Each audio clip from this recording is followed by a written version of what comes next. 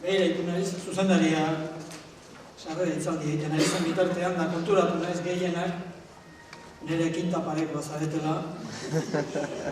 25, 35 urteko gutxitxo ote dagoen tartean, da 45, 50, urtekoak gailentzen ari ote garen, iruditu zait hemen, ostaratuta denon artean ez da harritzekoa, irakasleen bataz besteko adintartea ere hor mugitzen baita. Horrek, gauzak erraztu egiten dizkit alde batetik, neurri batean, esatera noana, neure azken 25 urteotako ibiliaren emaitza izango da, eta ibili hori zuetariko hainbatentzat ez da hain arrotz gertatuko antzeko singladuratan ibiliak izango baizarete, gutxienik adin tarte horri dagokion mailan halako aurreikuspenik egin liteken neurrian. Hemen bilduta gauden gehienok, gaur eta bihar aztertuko ditugun kontuei dagokienez autodidakta gara. Eskola garaian, batxilergoan noski, ez gero ere unibertsitatean honetaz prestakuntza, berariazko prestakuntza handirik jasotzeko aukerarik izan. Dakiguna, gutxi ala asko, geure kontuz, geure saioz, geure esfortzuz eskuratutako da dugu. Eta noizian behin, badirudi, egoki izaten dela halako errepaso bat egitea. Garizun bagaraian gaudelako, eta ez zera kontzientzi garbiketazko jardunak egitera goazelako, baina bai, aldian behin, gure artean gauzak azaltzeko, gure artean formulazio praktiko, konkretuak egiteko, eskuartean izan ohi ditugun kontzeptuak, eskuartean izan ohi ditugun definizioak, eta zenbaitetan, geure ondorioetara iritsi ahal izateko baliatzen ditugun paradigmak ez direlako hor zeruti bera egun batez denak batean etorritakoak, euriaren parean baizik eginaren eginaz poliki-poliki geure baitara, geure gana etortzen, itxasten, gorpuzten ari izan diren kontzeptua direlako.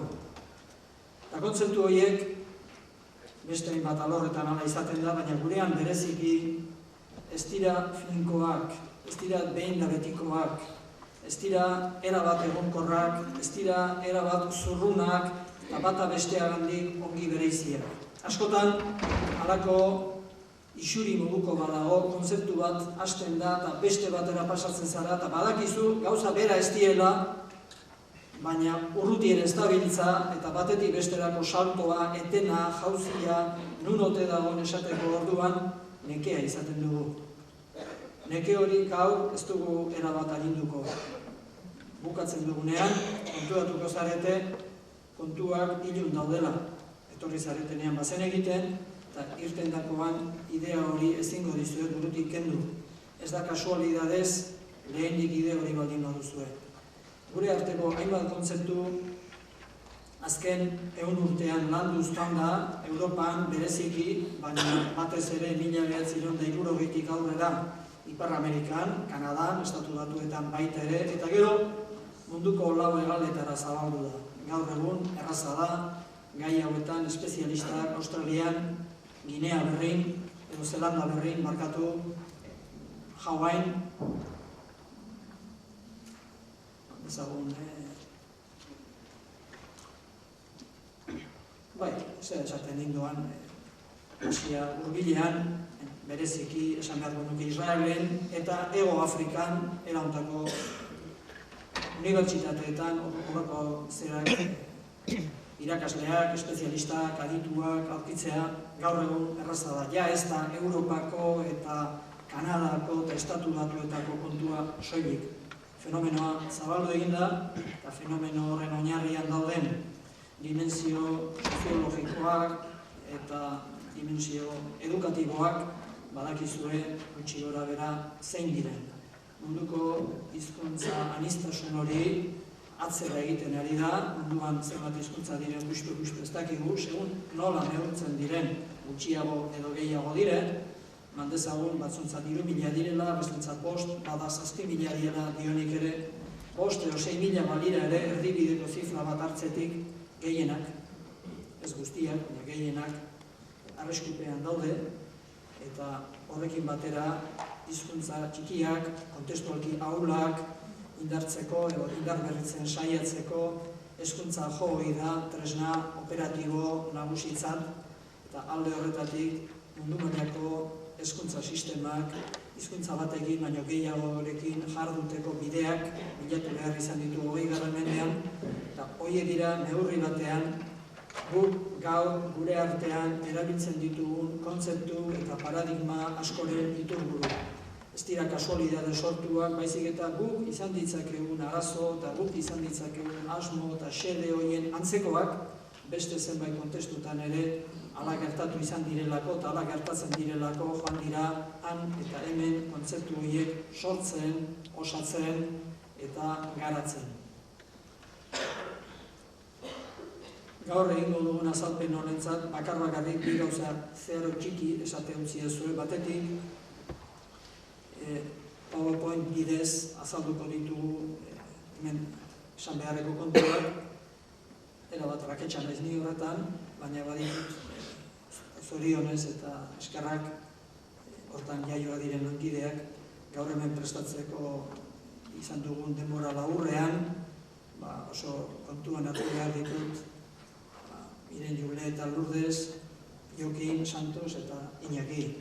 Guztiei nire eskerrak, beraiek lagundu baitidate gaurko azalpen hau prestatzen eta zuentzako digerigarriago izan liteke modu batean antolatzen. Eta bigarren oharra, soil-soilik forma aldetikakoa da,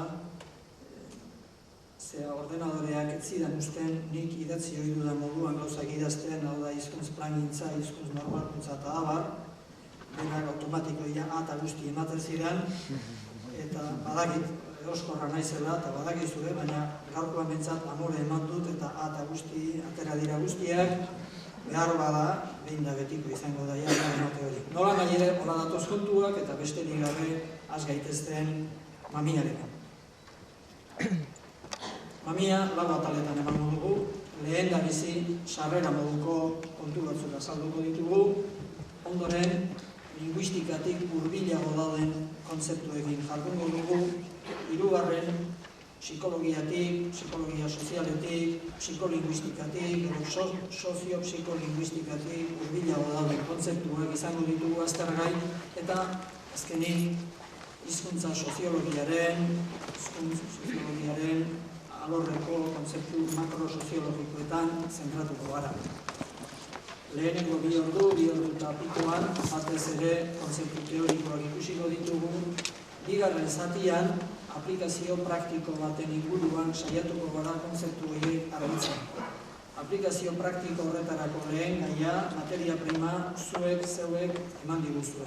Badakizue, orain dela gutxi, eta hain zuzen, lankideetako batek edo bestek esan zidelako, joen etxapean, manberdetik lau bostortutan, pentsatu nun hobezala, teoria hutsean jardun ordez, aplikazio praktikorako zerbait egitea, eta horregatik saiatu gara, eskatu egin dizugu, halako inkesta bat edo ikastetxetan pasatzea, erabiliko ditugun datuak ahalik eta hurbilenak, praktikoenak, benetakoenak izan daitezen, eta harrigarria ere izan da erantzuna. Harrigarria diot pozgarri eta espero ziteke baino neurri askozaz ere zabalagokoa.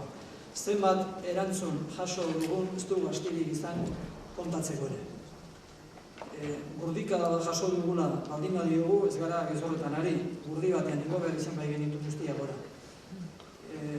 Ez dakigu minaka dira erantzunak, zema diren, esan bezala ez dugu kontatu, asmoa badugu hori bai, jasotako horiek, ahaldelariek horiek guztiak prozesatzeko eta horien emaitzekin bi gauza egingo gara. Batetik, zuetako bakoitzari, kasuan kasuko ikastetxeari dagokion informazioa eman, hortik zer atera den, bere ikastetxeaz, bakoitzari berea ematen saiatuko gara, bat, eta bi, ahaldenarik Horrekin guztiarekin ze panorama nagusi, ze ikuspegi orokor, bataz besteko ze itxura modu agertzen den azaltzen saiatuko gara, sintesi lan bat egiten saiatuko gara, eta hori ere posible balitz, eta ahal izango bagenu, zuen esku jarriko genuke. Hortaz, hala ere, Iñakik askoz informazio zehatza emango dizue gero.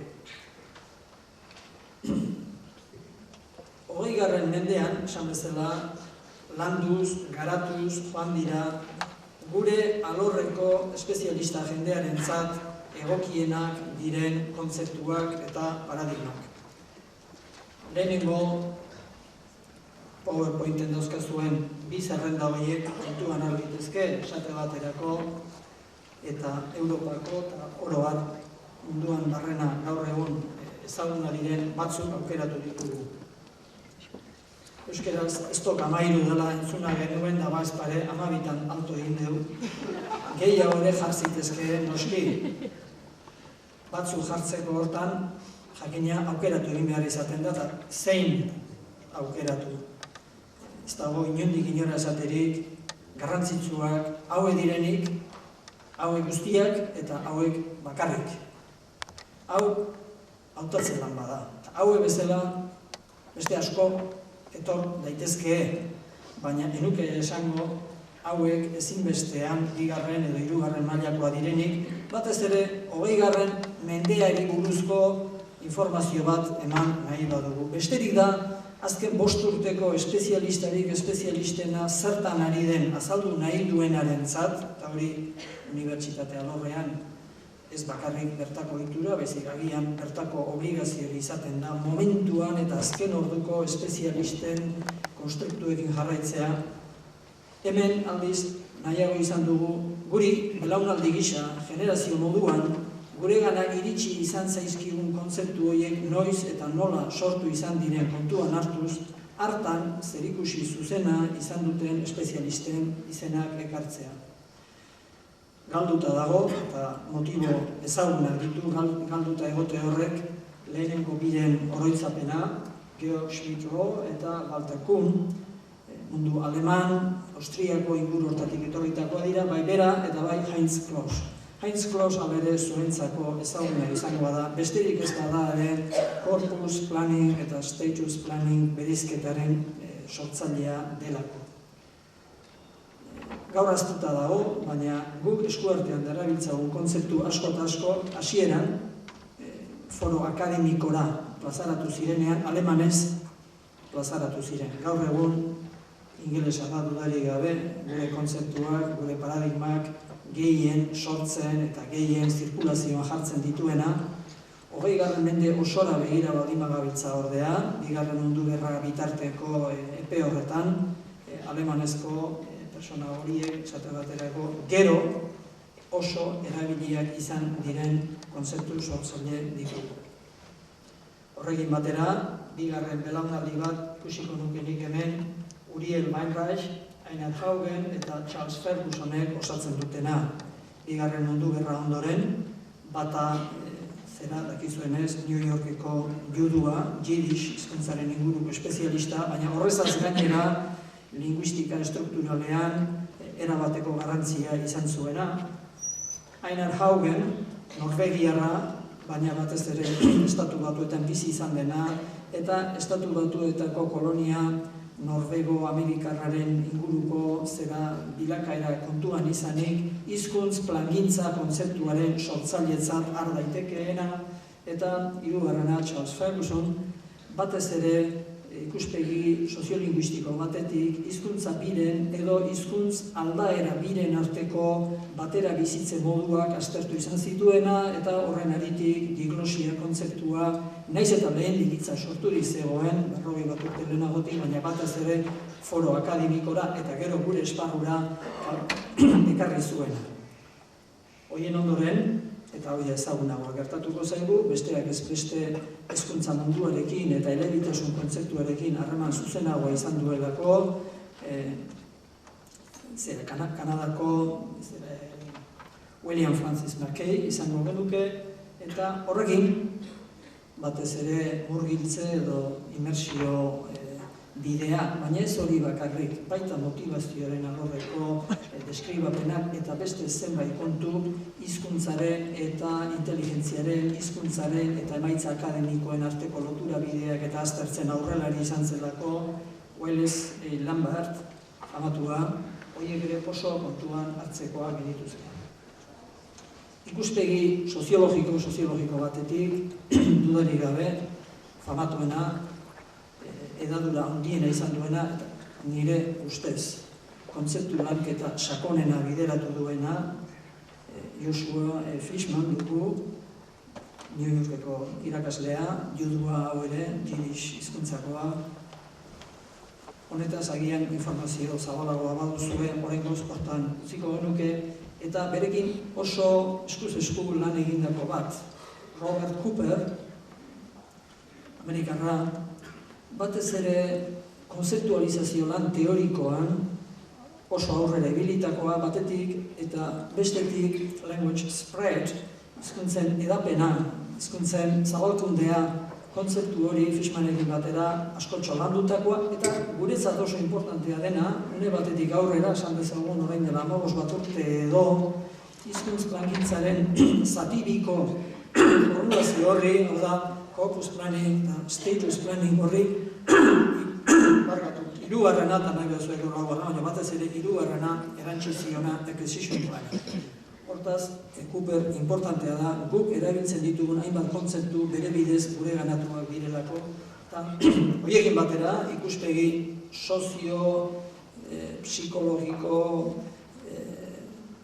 sozio-psikolinguistiko, psikologia sozialaren eta formulazio psikologia sozio-estrukturalaren ikuspegitik lan handia egindako eta gure artean ere oso ezagunak diren Giles, Taylor eta Burris, batez ere Burris, hemen behin baino gehiagotan ibili izan delako, badakizue ethnolinguistic vitality kontzeptua beraien sortu zutela eta horrek gure artean erabilera eta edaduran nabarmena duela. Bukatzeko hizkuntz plangintzaren alorrean formulazio sintetiko bat nahi lukeenak kontuan hartu beharko lituzke, ez dakit justu Australia edo Zelanda berritik inguru hortatik nolabait ere etorriak ditugun Kaplan eta Baldauf, Milhauserrekin batera, esan dizuet amabirekin tope egin dugula, hauek badute hizkuntz plangintzaz nik uste azkeneko 5 urtean atera den sintesi libururik importanteena. Hauek kanpokoa ditugu, hauek bezala beste hainbat dira, baina gure artean erabiltzen diren kontzeptu asko eta asko hauen bidez errez defini daitezke. Horien ondoan, beste uste dut 12 jarri ditugula, eta barkatu, 12tik aurrera egin baldin badugu, Resurrezion Maria Azkue eta Kirikino batetik.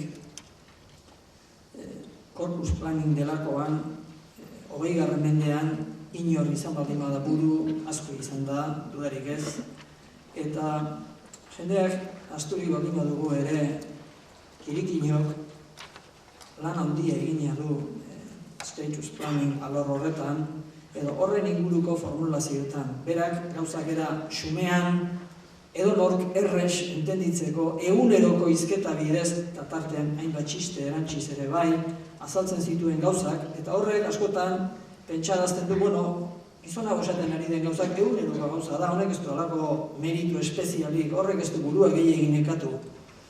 Nire ustez asko nekatzezun, eta gauzak errez esatea ez da inolako zera tatxa edo inolako meritu falta alderantziz baizik. Gauzak ilun eta egozgaitz esaten ibili ordez, esan nahi duen hori, argi eta zehatz esaten dakiena, ez dago beste baino atzerago egotegotan aurrego baizik. Luis Elizalde, Xeber Altube eta Uri Ortixu, bakoitza bere esparrutik, bakoitza bere formulaziotik, bakoitza bere hipotesi soziokulturaletatik, hizkuntz plangintzarekin oso loturik egonak dira.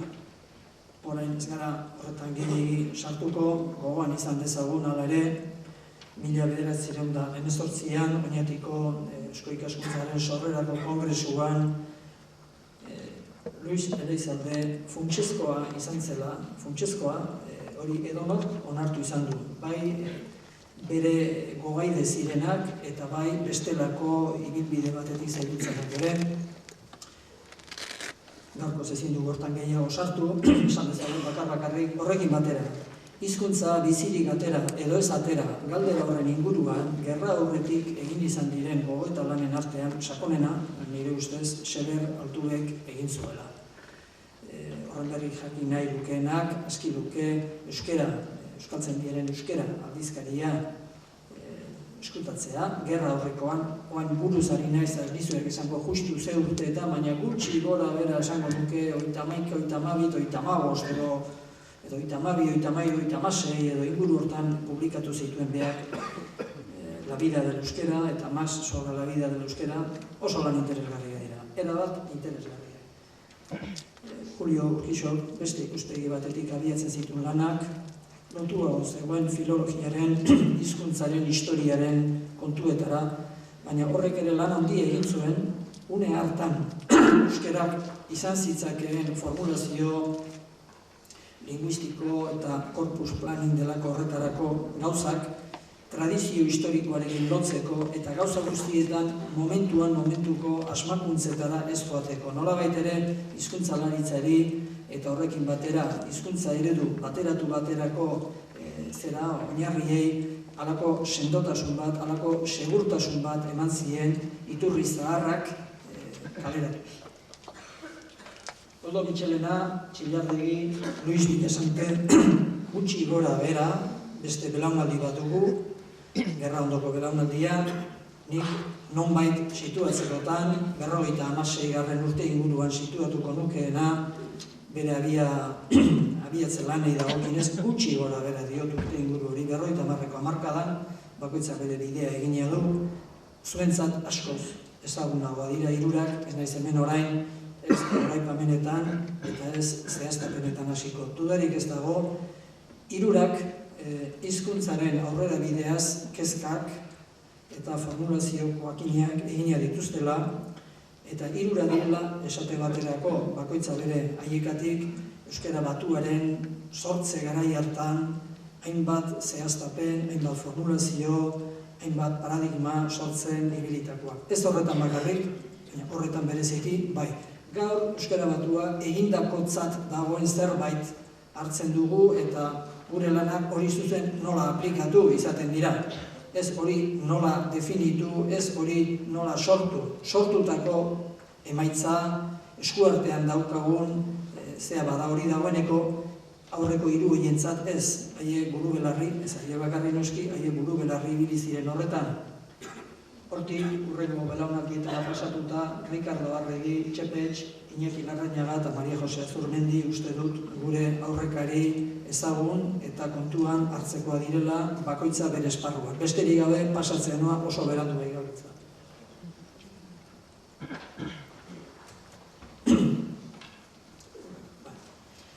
Lehenengo kontzeptua gure artean erabili beharrekoa Sprachgemeinschaft da. Esan bezala, alemanez sortu da, nik dakidala lehenengoz. Eta horrek, gerra aurrean izan zuen bere formulazioa, batez ere Europako ekialdean hain ugariak ziren kolonia alemanen deskribapenari dagokionez. Oan ezin gaitezke hortan sartu, baina hor literatura oso bat dago, Sprachinseln eta,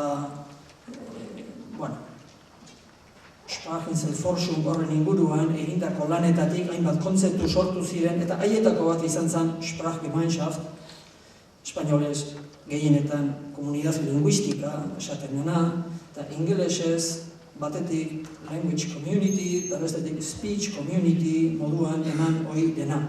Gehiagotara ematen da, nagusiki bi era horietan ematen da, hemen bat hartu dugu.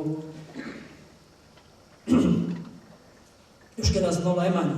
Nahi haina modutara eman izan da, bata, errazena, komunidad linguistika, komunitate linguistikoa. Bestea, hizkuntz komunitatea, hizkuntza komunitatea.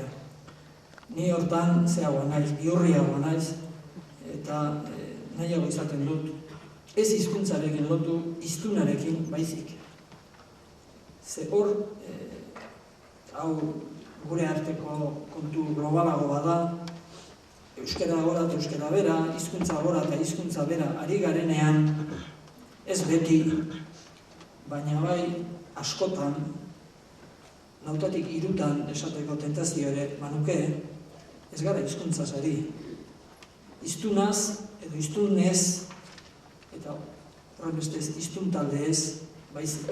Euskara galtzen ari dena, ez euskara hori liburutan da hor dago, betian egongo da, hemendik 10.000 urte norbaitek aztertu nahi badu ere, galtzen ari direnak hiztunak dira, edota hiztun taldeak, hiztunen harreman sareak, egunero jeiki eta ohera joan bitartean euskaraz ari diren hiztun horiek eta hiztun jardungune horiek dira galtzen ari direnak. Eta alde horretatik, uste dut, enfoke gisa, naiz eta zertxobait diskutigarria izan, ona litzatekeela hizkuntza ordez hiztuna hartzea hor kontuan, eta alde horretatik hitz bi eman ditut, hiztun taldea eta hiztun herria. Berez, bi formulazio dira denak hiztun elkartearen barruan engloba litezkenak. Hiztun elkartea izan liteke formulaziorik globalena, edo zertarako balio duena, eta horren barruan, segun zer enfokatu nahi dugun egokia izan liteke batzutan hiztun taldea, askotan, esango nuke, eta egokia eta ezinbestekoa da beste batzutan, perspektiba global eta perspektiba territoriala hartu nahi denean kontuan, hiztun herriaz hitz egitea.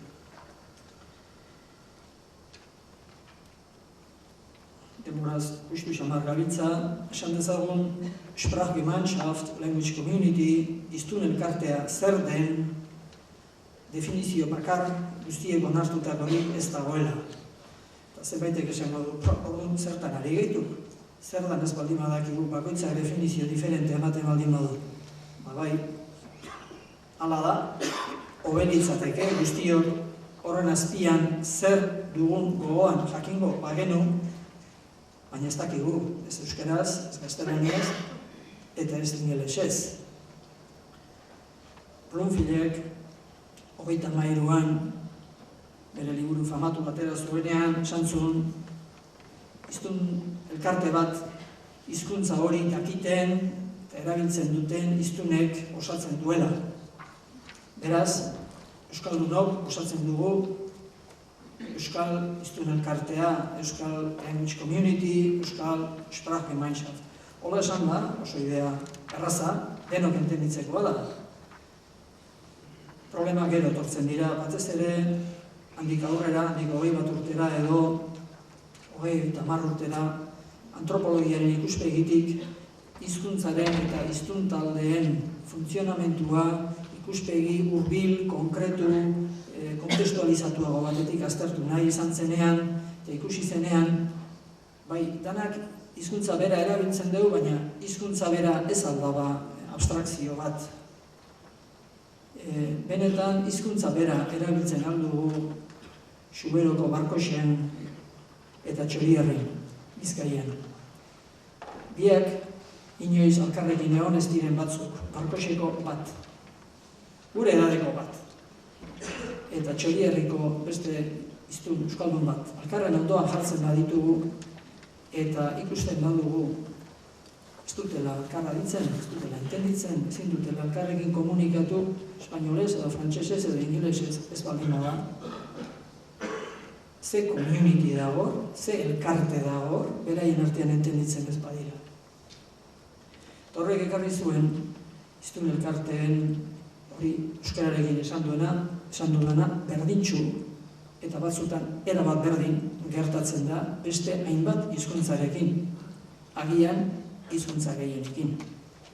Hizkuntza bera baita abstrakzioa, jendeak dakiena etxean, etxe inguruan, eta gero edade batetik aurrera eskolan dalanean ikasitako hizkuntzaren aldaera edo aldaera sorta bat da. Eta aldaera horietan batzuek eta besteek amankomuneko aldaerarik baldin badute entenditu ingo dira, eta amankomuneko aldaerarik ez badute entenditzeko problemak izango dituzte, hasieran behintzat, eta elkarrekiko adaptazio fase baten ondoren bakarrik gai izango dira elkarrekin ulertu eta entenditzeko. Horregatik, ikusi izan da, askotan enfokatzen dena ez dela hiztun elkartea bere osoan, baizik eta hiztun talde bat. Eta espezialista askok esango dizute, honik aztertuko dut erromantsez baina halako baliaratan bizi diren talde horiek, eta horiek nola egiten duten, ze beste baliara batean, handiko 20 kilometroa dago, beste baliara batean, jendeak nola egiten duen eta ze harreman dituen gainerakoekin aztertu beharko bagenu, diferentea dela ikusiko genuke. Eta beraz, era uniformeagoan gauzak aztertzeko hiztun talde ez egiten dira azterketak.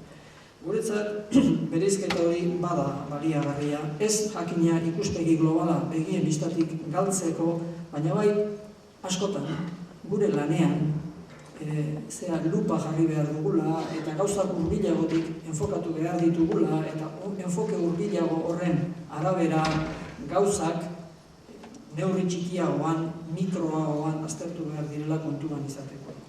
Mandezagon, esaten dugula, bitu, ataungo jendea, mandezagon, ataungo euskaldunak, hiztun talde bat da, neurri bat da, eta ataungo jendeak hola eta hola egiten dut, etxean hola egiten du, eta kalera jaisten denean horrela, eta larun bat arratsaldean Donostira jaisten denean, azkeneko soineku hori probatzea, hala egiten du, zu kapaz zara, ataungo jendeaz informazio zehatzago bat emateko, eta hori izan liteke hiztun talde bat. Hori, edo goierritarrak, edo gipuzkoarrak, hau da, hiztun talde kontzeptu horrek neurri diferenteak hartzen ditu, eta behetik goraka zabaldu liteken bezala, goiti bera ere txikitu liteke, eta esan dezakezu, ikastetxe bateko irakasleok hiztun talde bat osatzen dugu, eta hori ere konzeptualki aberasgarria da, aukera ematen digulako horretaz hitz egiteko. Horrek ez du esan nahi, beste leku bateko ikastetxe batean gauzak euskarari dagokionez berdin gertatzen direnik, baina bai zurean hiztun talde horretan analisi konkretu egiteko kapazarela. Esan bezala, ikuspegi globalari heldu nahi diozunean, hiztun elkartea bere osotasunean aztertzea litzateke eta erabiltzea kontzeptu global gisa litzateke egokiena, eta zenbaitetan hiztunez eta hizkuntzez ikuspegi territorial batetik hitz egin nahi dugunean, non egiten da hizkuntza hori, hiztun horiek non bizi dira azaldu nahi dugunean, horretarako hiztun herria izan liteke balio egokikoa. Herri hitzak gurean, eta beste hitzaldi bateako gaia litzateke noski, beraz labur bakarrik esango dut, esan nahi bat baino gaiago ditu. Esan nahi hasierakoa zein den, nik ez dakit. Dakidana da, zaharrenetako bat, hizkuntza germanikoetako Land, England, Deutschland, Finland, era hortakoa dela, land berdin herri egin liteke, herri azti bat horren esan nahian, eta berdin gertatzen da latinetik datorren terra horrekin. Herri hasieran, edo esan nahi askotan, tierra da. Ikuspegi territorial badu, herri hitzak. Bigarren ikuspegi bat, ikuspegi populazio kondensatu baten, un pueblo, baina ez un pueblo, el pueblo vasco, baizik zerbait esateagatik, esan dezakezu, Zegama herri bat da. Hori ez da Goierri ikuspegi territorialean edo Euskal Herri ikuspegi territorialean ezela, baizik jendea bilduta bizi den leku bat. Jakina, esaten baduzu, herriak benetan nahi duena, hor beste ikuspegi batetik ari zera, ikuspegi etniko edo ikuspegi masifikatu baten aldetik, hirugarren esan nahi bada, eta alde horretatik esan nahi bat baino gehiago ditu herrik. Nik ikuspegi zaharrenetako hori hartuko nuke, land, terra, hortan, hiztun herri izaten denean batez ere proiekzio territorialaz hariko ginateke. Eta zer da hiztun elkartea? Hiztun elkartearen hainbat definizio daudela esan badut ere, bat izango litzateke esatea hiztun elkartea dela, gutxienik ere hizkuntza aldaera bat amankomunean duten hiztunek osatzen duten elkartea. Pentsatzen baldin bada, hiztun guztiak ez dira elkarrekin komunikatzen, jakina, hiztun batzuk nomada bat baldin bada, herri nomada txiki bat, desertuan batetik bestea da bilena, haiek ia egunero aurrez aurre elkarrekin baldin badaude, haiek elkarre ezagutzen dute, baina hizkuntza handi edo hizkuntza gure kontestu europeoan holakorik gutxitan izaten da.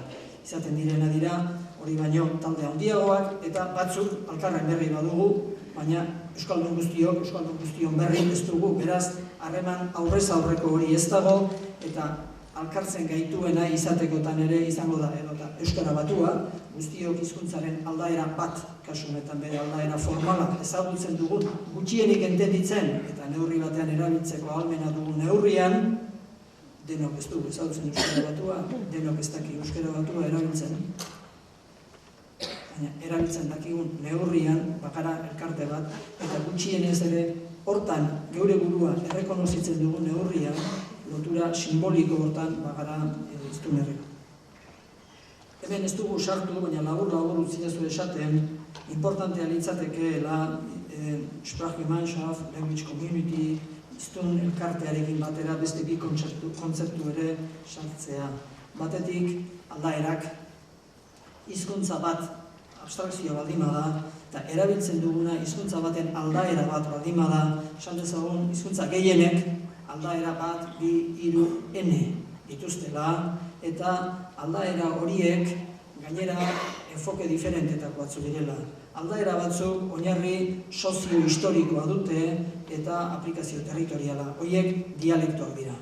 Gaur ez daukagu hortaz luzera jarduteik, baina zuentzat guztionzat hori erabat ezaguna da, eta badakizue gainera jakin hezkuntza munduan variable importante badela guretzat etxetik umeak dakarren aldaeraz jabetzea. Eta aldaera hori ez beti, baina bai neurri batean euskalkiaren alorrekoa izan hori da. Bigarren aldaera bide bat soziolektoak dira, ez dialektoak, baizik soziolektoak. Oro har, personen, familien, gurasoen eta ingurumen hurbileko maila soziokultural, estudio maila sozioekonomikoak hizkuntzan ere eragina duela, aspalditxo danik aztertua dago, badakizue bai Bernsteinen zeak teoriak eta bai Lagofenak eta beste hainbatenak bide horretan barrena joan izan direla, eta horrek ere ekartzen ditu gauzak azaltzeko moduan, normalean eskolan, unibertsitatean ikasitako jendeak eta hezkuntzan ari denak erabatean planteatzen ditu gauzak, bide horretan jardun ordez eskulangintzan ibili dena eta etxean, txeinguruan, lagunartean, taberna zuloan ari denak beste maila bateko formulazioak izan ditu. Soziolektoek badute beraz hor bere eragina, etnolektoek ere bai, baina ez hortan gehiegi sartuko, eta gure arteko jendearen baitan, baita teknolektoek ere. Bakoitzak geure jerga erabiltzeko joera dugu, eta askotan badakizue medikuek esan nahi dizutena, esaten duten moduan, argitu ordez, ilundu iten dizutela, zuk beste zuzen asko entenditzen naiz da beraiek oso argi jakin zertaz ari diren. Berdintxu gertatzen da abogaduekin eta administrazioko paper kontuan gabiltzanok askotan pentsatu egiten du izah honek entendituko dut ze esaten ari natzaion. Teknolektoek erabiltzeko joera, neurri batean ezinbestekoa da, beste batean gure mendebaldeko kulturaren ondorioetako. Apukatzeko, persona bakoitzak umetatik hartzen duen gurasoetatik, anai-arrebetatik, kaleko laguntxoetatik hartzen duen izkera aldaera horrek bere idiolekto propioa sortzen du. Horiek guztia kontuan hartu behar dira hizkuntza hitz egiteko orduan. Gaur ikusiko dugun puntu nagusietako bat hizkuntza kontaktua da. Badakit hizkuntza kontaktuaren terminologia hau hainbatentzat ez dela atsegina, uste duelako honek argitu bezain bat edo gehiago ilundu egiten duela, ilundu edo nahiago baduzue estali.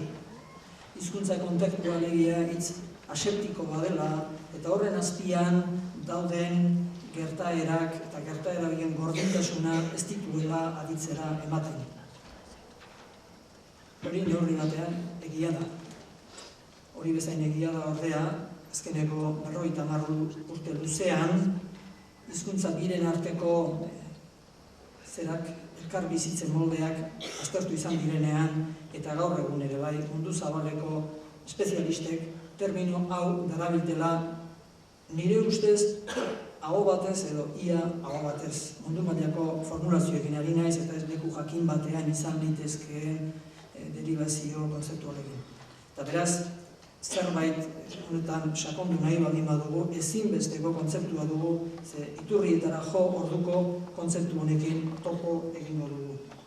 Hau, mesedez, utziko diezue pixka bat lasaiago edo hemen aipatzen. Hizkuntza kontaktua zer da eta zerk eragiten duen azkeneko 50 urtean bereziki landu izan da, baina lehendik ere honetaz beste izen batzuekin bazegoen bibliografia ugaria. Zerk eragiten duen agian gerosiago ikusiko dugu eta hasteko atzeko zaurre hasita ikusiko dugu ze ondorio dituen hizkuntza kontaktuak eta hortik abiatuta neurri baten definizio ere eskutan izango dugu. Hizkuntza kontaktuak hori erabiltzen denean, batez ere 3 eratako ondorioak dituela esan daiteke. Hau gauzak azaltzeko modu bat da, nik gaur hemen emango dizuedan azalbidea. Beste era askotara azaldu daiteke eta hau ezain egiten dira beste adierazpide horiek ere. Baina uste dut hau argia badela eta horregatik aukeratu dut gaur hemen labur-labur jardun behar dugula. Ze gertatzen da bi hizkuntzak topo egiten dutenean? Ondorio batzuk gertatzen direla. Eta ze eratako ondorioak? Funtsean 3 eratako ondorioak. Ondorio batzuk hizkuntzan bertan gertatzen dira. Hemen, gaztelanierik ezpaleo, egon seguru, ez genukela esango, haze katxondeo batzo gauean. Katxondeo hitza ez genuke erabiliko. Hitz hori erabiltzen bali madugu da, gaztelania hemen dagoelako. Eta hitz hori gaztelaniazko izanik gure baitara etorri delako. Etorri bezala, zenbat. Asko. Eta esaten badiozu eskolako ume bati, Jone, zer ari zarete hor egiten?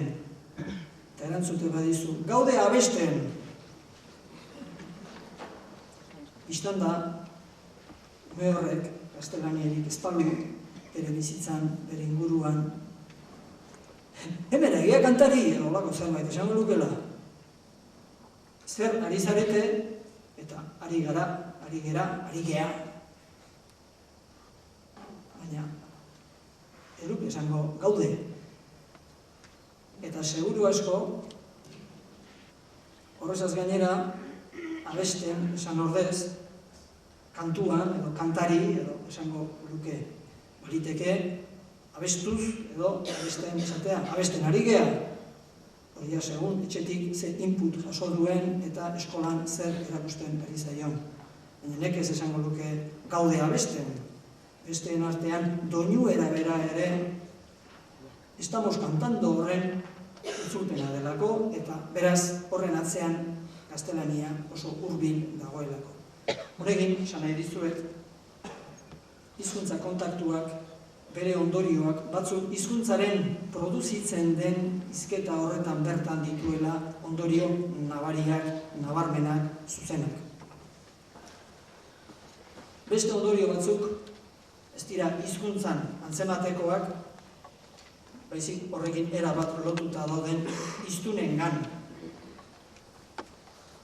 Garai bateko zerak, euskaldunak, asko, ez denak, dugun dokumentazioaren arabera, bai, asko, herri txikietan bereziki, eta goi mailako karguetan etzeldenak bereziki, elebakarrak ziren.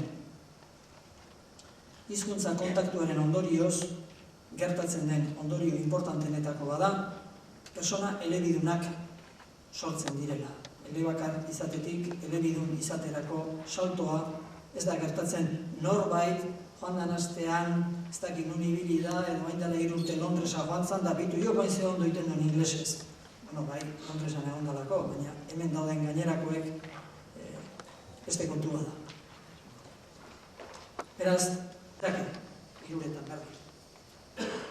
Hori, laugarren atalean, ikusten duzue, esplikatuta dagoela, ondorio linguistikoetan, izen batzuk bakarrik aipatu ditugu. Bata, interferentziak lehen eman ditugun adibide horiek bezala, beste asko eman ditzakegu. Norbaitek esaten badizu, andereño, gorka dauka un morro que se lo pisa, bistan da, horrek bere baitan sortu duen hizkuntza molde hori interferituta dagoela. Interferentzia den, kode alternantzia den, eta zenbait kasutan hibridazioa den, eztabaida luze bada, agian gero ikusiko duguna, oraingo zuz dezagun hor. Norbanakoaren baitan, esan dugu, hizkuntza kontaktuak elebitasuna sortzen duela, pertsona elebiduna sortzen dituela, eta pertsona horiek beren lehen hizkuntzan eta bigarren hizkuntzan, elebaten eta elebin hizkuntza gaitasuna handiagoa, txikiagoa, garatuagoa, sendoagoa, ahulagoa izan dezaketela, eta horrek, azkenean gero ikusiko dugun nagusitasun moldaera bat, dominance configuration, hori horrela erabili izan da azkeneko 50 urtean, batez ere 50 eta 60 urteetako hamarkadetan nabarmendu hori.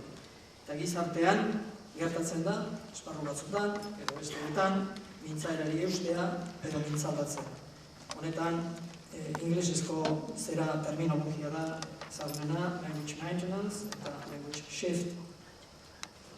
Hortaz gero zerbait gehiago dugu, baina badago hizkuntza hedapena neurri batean kontrakoa dena. Gaur zer ari da ingelesarekin gertatzen. Ingelesa gaur, orain dela 50 urte, ez da leku berean eta hiztun kopuru berberarengan eta funtzio berberean erabiltzen. Hori estutu ordez, zabaldu, edatu eginda. Hori da oso simple eta oso labur esan da, ez da komplikatua baita language spread delakoa, eta azkenik daude hizkuntza txikien artean, atzeraka jardun duten hizkuntza txikien alorrean, berriro galdutako terrenoa irabazteko egiten diren saioak, hizkuntzak indarberritzeko saioak, literatura teknikoan, gero eta gehiago, baina ez beti reversing language shift, RLS esan hori direnek. Hemen ikusi dugun hori bestera batera azaldu liteke. Eta noiz azaldu aurreko kuadroaren moduan, edo noiz azaldu beste kuadroaren moduan, diskutigarria da, biak dira posible.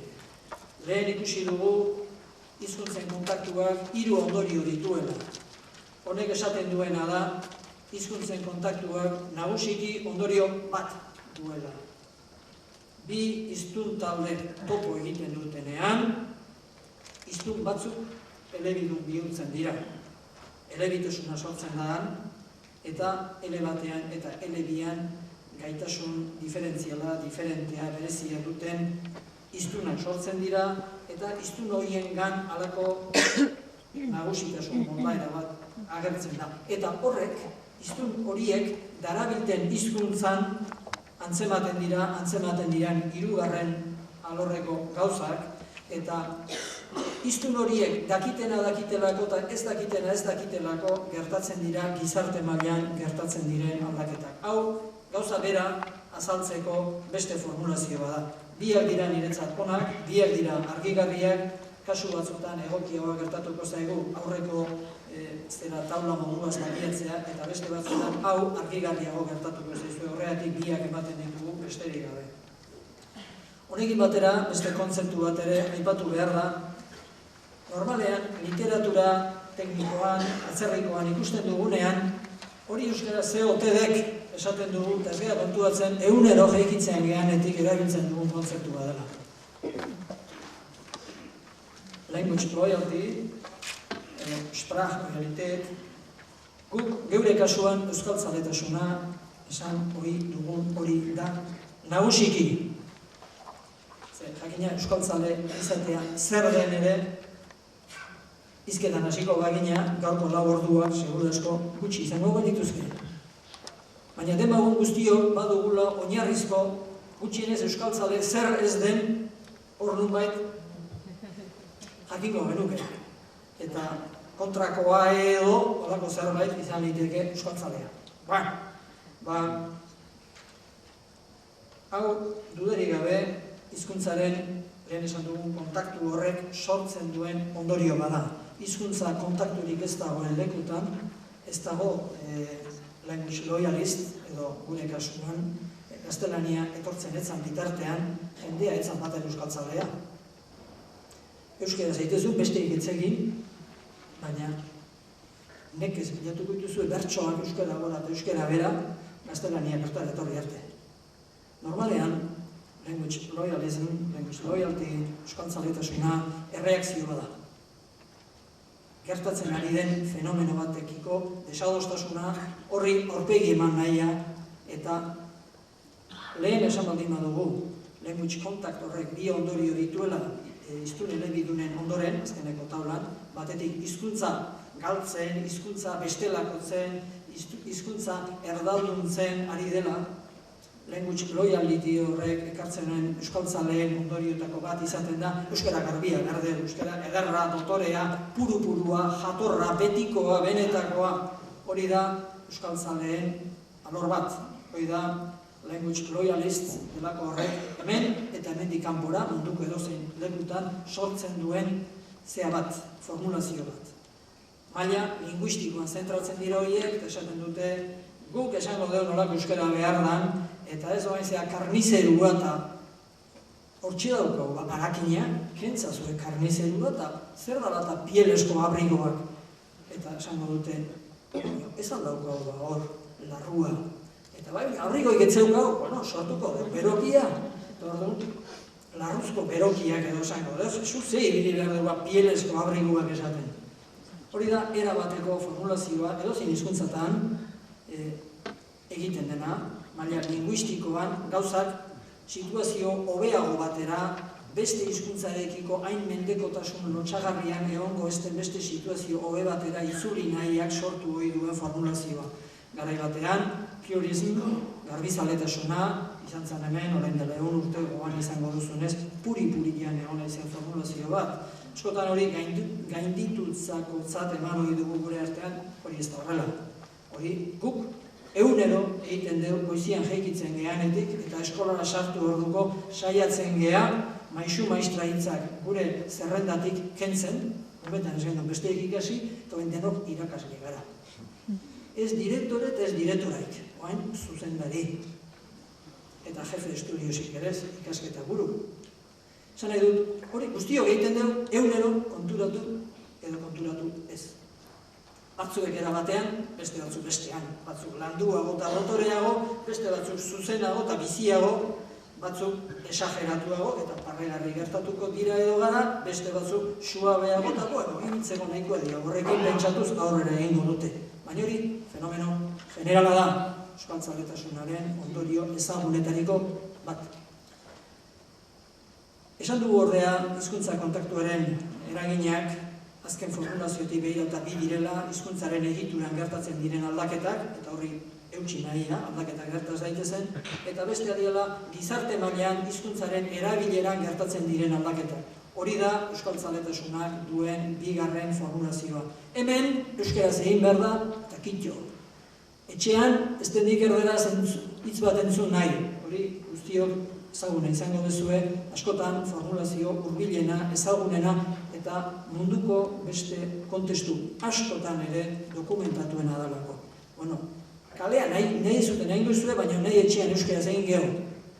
Esatea, euskararen esparru batzutan, betidanik bereak izan ditudan horietan, ez dugula onartuko atzera egitea, ez dugula onartuko mintzaldatze fenomenoak bere bidean aurrera egin dezan, hor eutsi ingo diogula.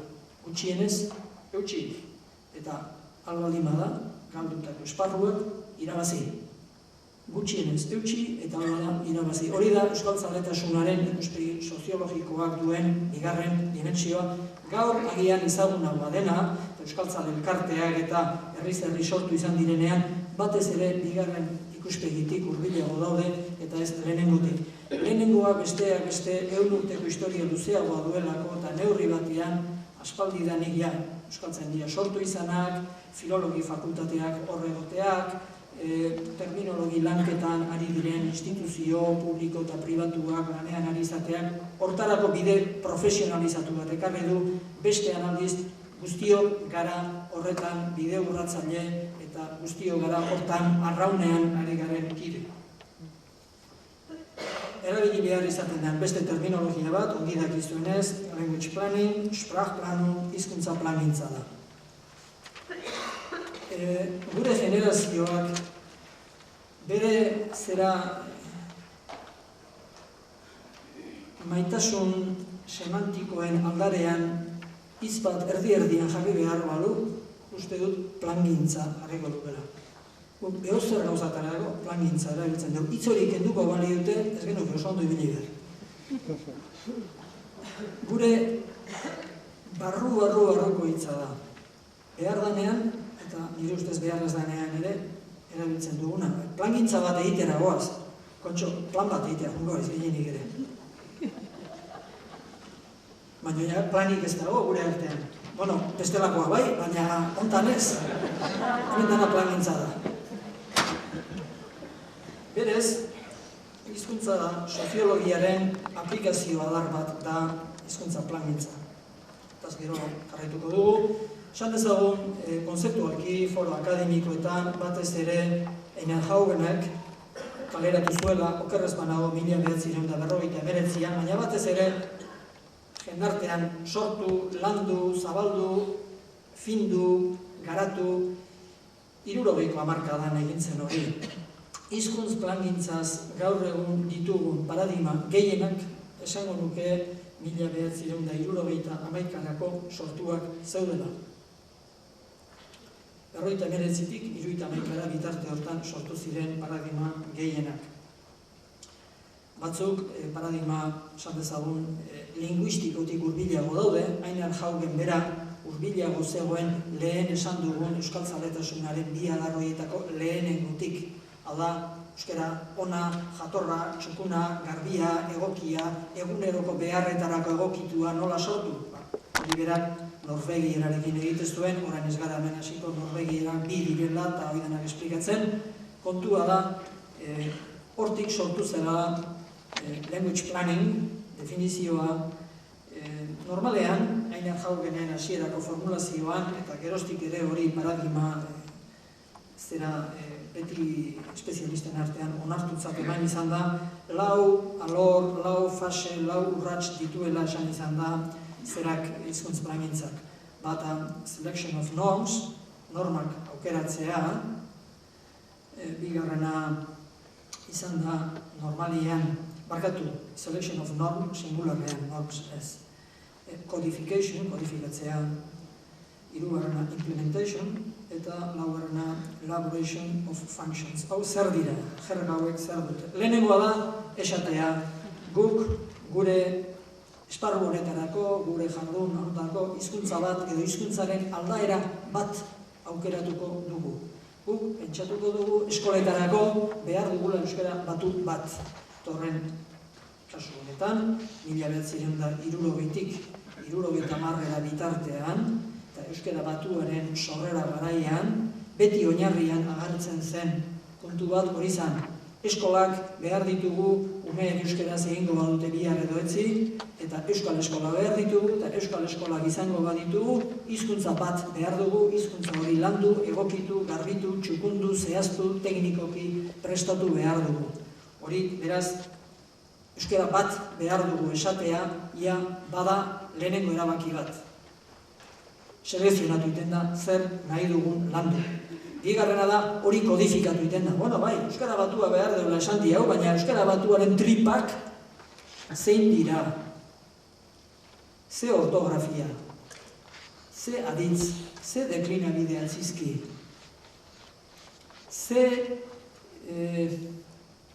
hiztegi.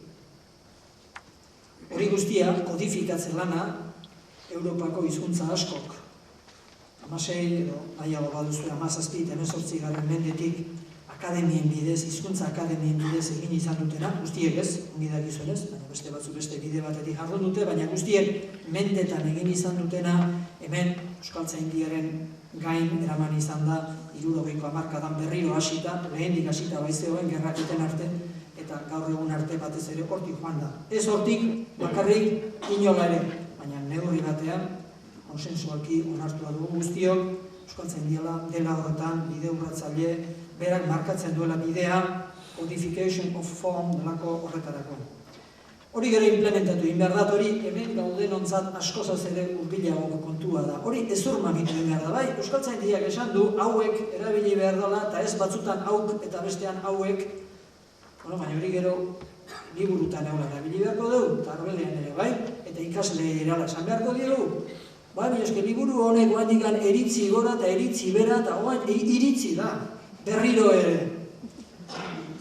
Bueno, beraz norbaitek implementatu behar du hori. Zuek, gu, gara, hirugarren fase horretako protagonistetako batzuk. Protagonistak askoz gehiago betira.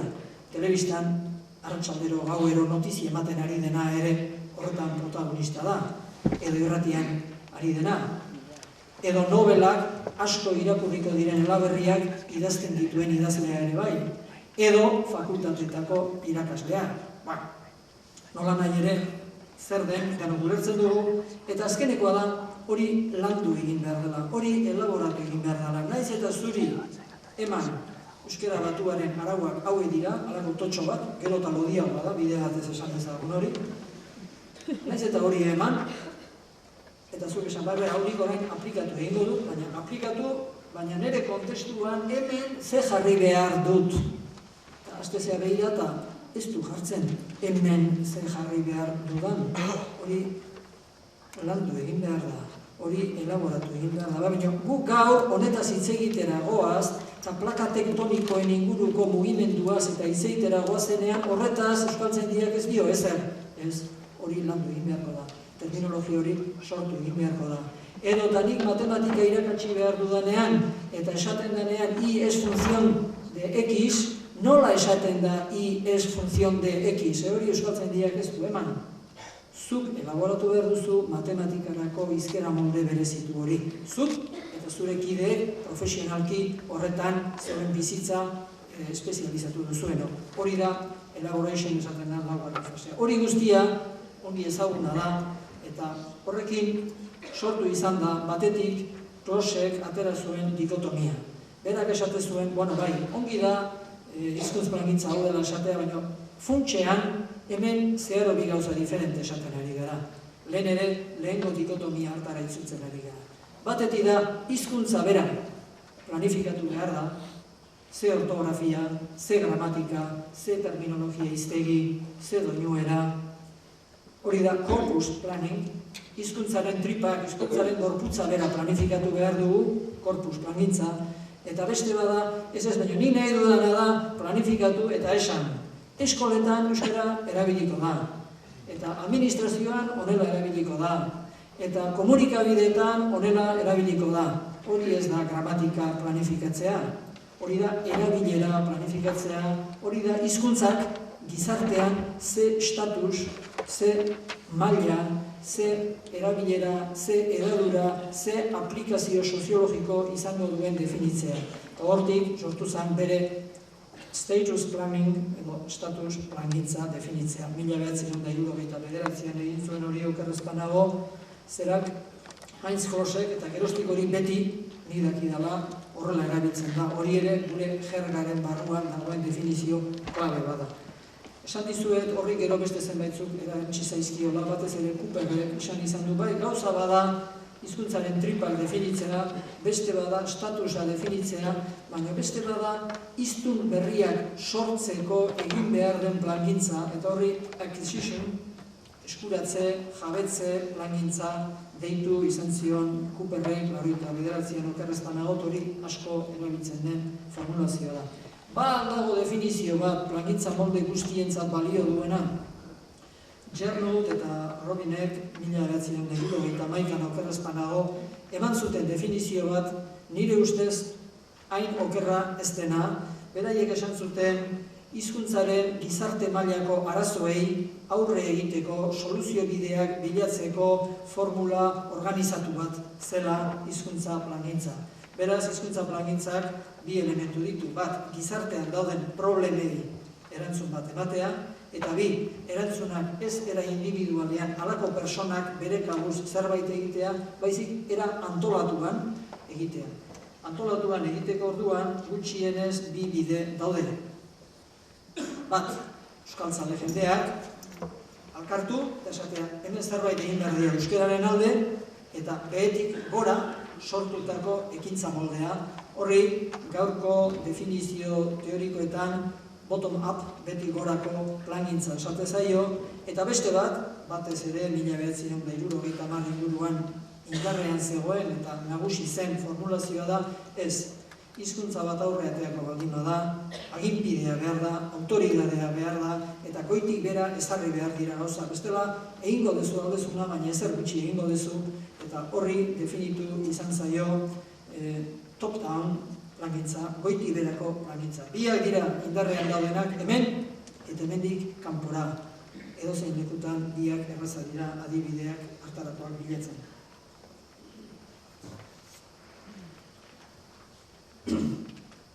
Gure hitza, lehen esan dizuet plangintza dela, gure aldaretxoan erdi-erdian daukaguna, eta behar bada guztien frontispizioaren buru daukaguna, gure hizkuntza normalkuntza da. Hizkuntza normalkuntza zer da? Hizkuntza plangintzaren aukera posibleetako bat. Ez dugu astirik hizkuntza plangintzak izan ditzakeen helburu guztiak banan-banan azaltzeko, harrigarri helburu diferenteak izan ditzake hizkuntza plangintzak, eta helburuetako bat da hizkuntza normalkuntza. Horren atal bat edo da. Norbaitek esango du, bueno, eta konzeptu hau ze espezialistak sortu zuen atzerrian, konzeptu hau Arazilek sortu zuen gutxi gora bera 1975. Ni behintzat paperetan lehenagoko zea dokumentaziorik edo aipamenik ez dut ikusten. Praktikan, estatu batuetan, Fishmanek eta gero ikusiko dugun language maintenance and language shift definitzen zuten garaian, Arazilek gero estatu osorako definitzailea izan den paradigma sortu zuen. Normalizazio linguistika delako ba, hizkuntza normalkuntza. Bere formulazioa zen, behitu, hizkuntza bi kontaktuan daudenean, hizkuntza bi topo egiten dutenean, aula hankaz gora joateko bidean jartzen da, eta horretan bi aukera daude. Edo da, segi dizala horrela, eta hortik agertzen dena da desplazamiento linguistiko, bata bestea desplazatzen du, bata bestea alboratzen du, bata bestea deusesten du, eta momentu batean bi hizkuntza aparte zirenak, biak alkartu direnean bi daude, baina gero eta gehiago bakarra dago. Eta hori da desplazamiento linguistiko, eta beste bada esatea ez egin behar dena da gero eta hiztun gutxiago dituen, gero eta jardungune edo esparru gutxiagotan eta bereziki goi mailako funtzio gero eta gutxiagotan erabiltzen den hizkuntza hori indartu egin behar da, non eta hiztun elkarte horren kide guztiek eta territorio osoa eta espazio soziofuntzional guztia bere ganatzen ez duen eta berriro bera nagusi egiten ez den arte. Hori litzateke hizkuntza normalkuntza Arazilen formulazio global hartan. Problema bat, bi badaude hala ere. Bat, nik ez dut inon definizio hitzez hitzekorik horrelakorik bilatu izan, gehienetan orduko paper luze xamarretatik irakurri eta berriro irakurri ondoren holako zerbait atera daiteke, baina hitzez hitz horrela dagoenik ez nintzateke esatera osartuko. Beraz horia, derivazio horia, nire interpretazio, nire sintesi moduko bada, eta ezin dut esan justu horrela esaten zituen kontuak Arazilek gutxi gora bera bai. Hori atera liteke bereziki 1970 inguruan, hizkuntza normalkuntzaren inguruko lanketa kontzeptuala egin zelako. Batez ere, Països Catalans delako horren inguruan, Katalunia, Valentzia, Mallorca inguruetan egin zen lanketa hori, Niños, Valverdu eta beste hainbat, eta bihar hemen izango dugun zera ere eskola hartako da noski. Lanketa horrek zabalkunde soziala izan zuen gure artean eta beste hainbat lekutan. Eta legitimazio intelektuala ere eskuratu zuen.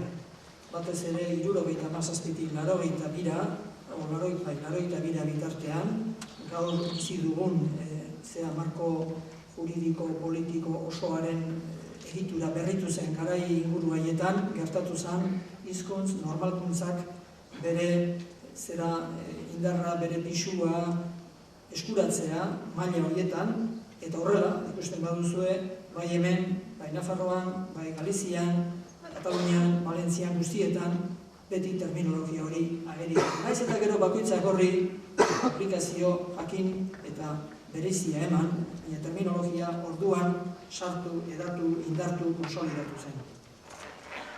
Zer da hizkuntza normalkuntzaren xedea? oso zaila da horri erantzun bakarra ematen, segun nongo legea hartzen duzun, erantzuna halakoa ere izango da. Denentzako erantzun bakar bat ez dago. Gurea ikusten badugu, Euskal Autonomia Erkidegoan zer esaten den, Nafarroan zer esaten den, da horren minimo moduko bat ateratzen saiatzen baldin bazara, ikusiko da hizkuntza normalkuntzak lurralde jakin batean duela aplikatzeko xedea, Euskal Autonomia Erkidegoan, erkidego osoan, Nafarroan, eskualde batzutan. Beti ere definituriko esparru territorial batean, bigarren xedea, eta hori globala da, planteamendu globalak esaten du asmoa hizkuntza ahula indartzea dela.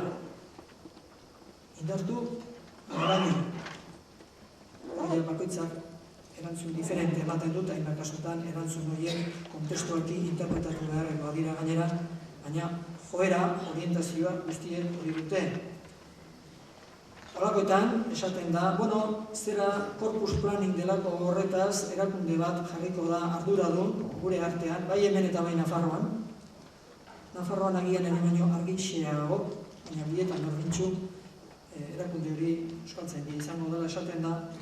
Eta ez da inon esaten, baina zeharka ateratzen den ondorioetako bat da, hizkuntza normalkuntzarekin lortu nahi litzatekeena, gutxi gora bera, eta maila minimoetara ekarrita balitz ere, hiztun elebidunak sortzea dela, elebidun orekatuak bata eta bestea, euskara eta gaztelania jakingo duten hiztunak sortzea dela, eta hiztun elebidunez osaturiko gizarte molde bat eratzea dela. Hitzez hitz, nik ez dut uste hori inon horrela esana dagoenik, baina hainbat xede eta arauzko erabaki irakurtzen baldin badia handik atera liteken ondorio moduko bat badala hori esango nuke.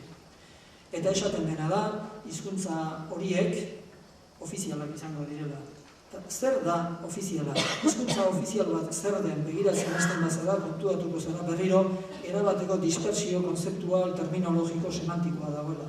Oso definizio diferenteak eman daitezke hizkuntza ofizialaz. Nik neuk beti erabiltzen dudan definizioa zera da Kanadatik ekarritako. Kanadako legislazioa garbi esaten du hizkuntza bat ofiziala dela esparru jakin batean baldin eta soilik baldin bi baldintza gertatzen badira.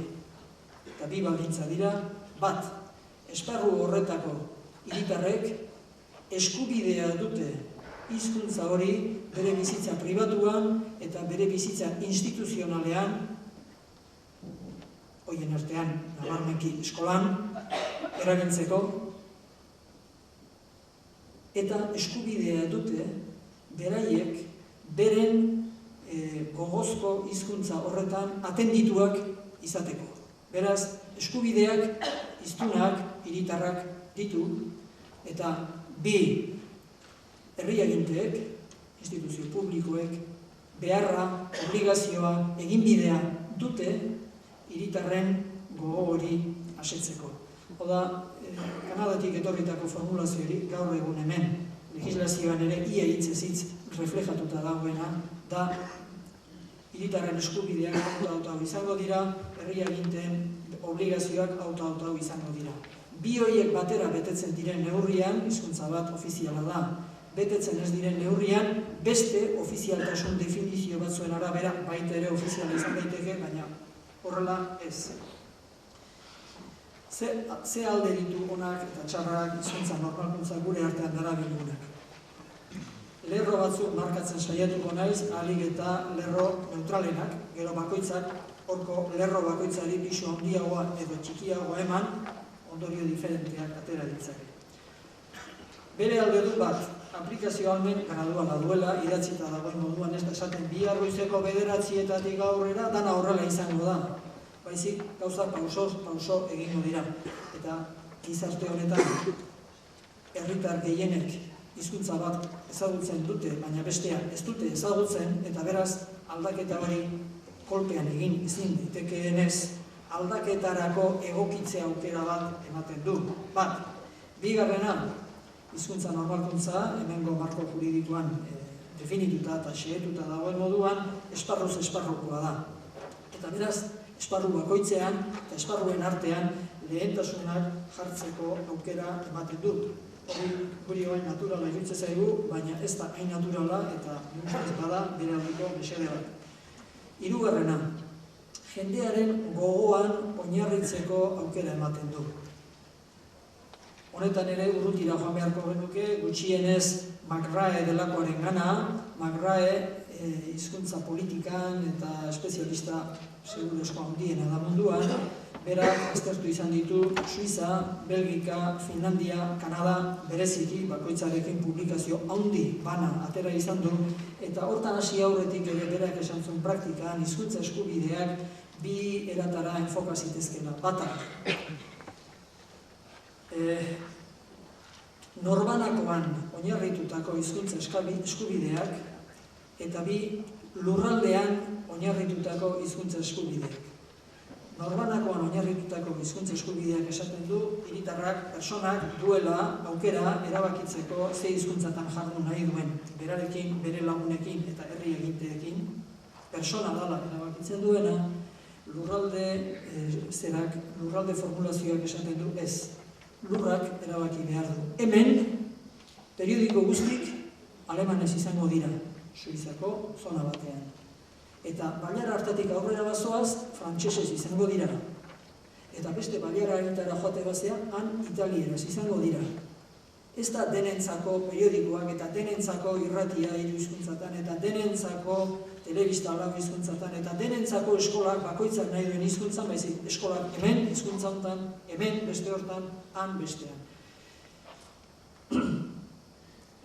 Kasu honetan, gure errealitatea ezagututa, uste dut pertsonaren norbanakoaren figuran oinarritutako hizkuntza normalkuntzak baduela alde ona. Zeren eta euskaldunok euskara bizi baliara itxi-itxitan, eta esan da, hemen euskaraz egiten da eta euskaraz bakarrik, eta euskaldun guztiak hemen daude, eta hemen erderaz egiten da, erderaz bakarrik, eta erdaldun guztiak hor daude. Hori, orain dela 200 urte, gutxi nora bera egia izan zitekeen, azkeneko 100 urteko joera guztiz kontrako izan da, gaur egun askoz ere nahasiago gaude. Orain dela 100 urte, etzion, ametsik egiterik Gasteizen, 200 persona hemen bilduta euskaraz ari izango ginerik. Gaur posible da. Eta hori ikuspegi territorialetik oso zaila da aurrera eramaten. Beraz, horrek alde ona badu. Eta jakina graduala den neurrian eta zatikatu egin daiteke neurrian ebaluatzeko ere errazagoa da, eta ebaluatu hala ondo dijoana indartu eta ondo ez dijoana hobetzeko aukerak ematen ditu. Hori ditu bere alde on nire ustez nagusiak. Baina arazoak ere sortzen ditu, problemak ere baditu berarekin formulazio honek. Bat, bai, aizeate, baina noazoazte. Ez dagoela argi. Eta iluntasun hori izateaz gainera, gutxi gora bera, azken helburua definitzerik balego ere, helburu hori urruti dagoela. Eta bitartean zer? Eta ni jubilatu bitartean nola behar aldu? Eta noiz iritsi behar dugu bat? Hori da formulazio honek duen, bere baitan duen, bi, ez dela debaldekoa. Hemen debaldeko gauza gutxi edia gelditzen, doakoak ere bai. Eta hau ez da salbuespena. Ahulduta hizkuntza indar berrituko bada, baliabideak behar dira. Giza baliabideak, tresna baliabideak, diru bideak, antolamendu bideak. Lau eratako baliabideak behar dira. Eta hori, azkenian, 10 mandamentu bakarra etortzen momentzuen bezala, hau ere bakarra etortzen azkenean, dirua behar da. Jakina, esplikatzen zailagoa den, baina denok berehala entenditzen dugun beste kontu bat ere badu honek. Gizartean aldaketa bat eragitea esan nahi du honek. Ordura arte, erderaz bakarrik bideratzen ari zen, edo gero eta gehiago erderaz bideratzen ari zen hainbat esparrutan, kontuak euskeraz edo elebietan egingo baldin badira, horrek eragina du hiztunengan. Bai hiztun euskaldun elebidunengan eta bai hiztun erdaldun elebakarrengan. Batzuek esango dute tren hau mantsoegi doa, hau niretzat ez da batere egokia, ni honekin ez nago batere konforme, eta beste batzuk esango dute baina mazoazte ordea martxa hortan. Hori gertatu egiten da, hori totoreago eta entenditzen diezue, baina egunero periodikoak hartu besterik ez dago. Periodiko batzuntzat trena oso mantxo doala, aterako dute bataz besteko ondorioa, beste batzuntzat berriz lantzatuta dijoala eta freno jarri bertzaioa. Honek esan nahi du, barne tensio moduko bat bere baitan duela formulazioa. Munduan gauza asko dira barne tensioz eratutakoak gizartean, gauza gehienak agian, baina honek hori badu eta horrek gauzak ez ditu errazten.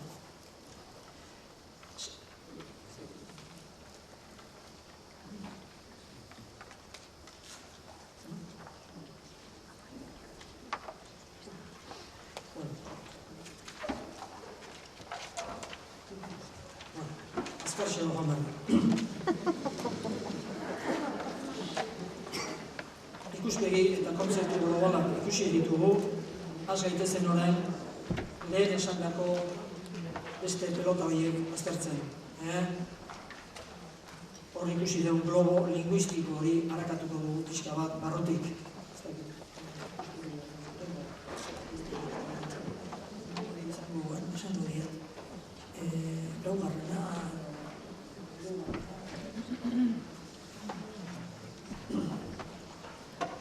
Beraz, orain ez gara hiztunezari, orain ez gara erabilerazari, orain hizkuntzaz edo hizkuntzez ari gara.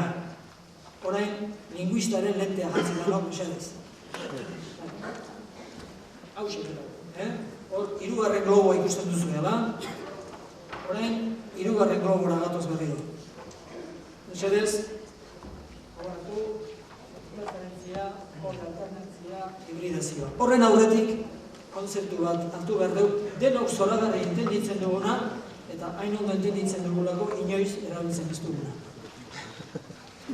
Euskara diferentia da.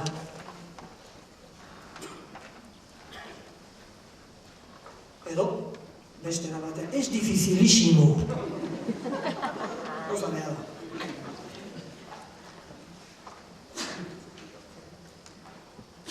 Claro, ez dificilísimo, esaten duenak, zera, Capadocia queda muy lejos, esaten duenak, ezala xero kontuan, esaten dizu. Astigarragatik Capadocia urruti dago. Zein urruti? Capadociatik Astigarra dago urruti bezain bat. Ez gehiago eta ez gutxiago.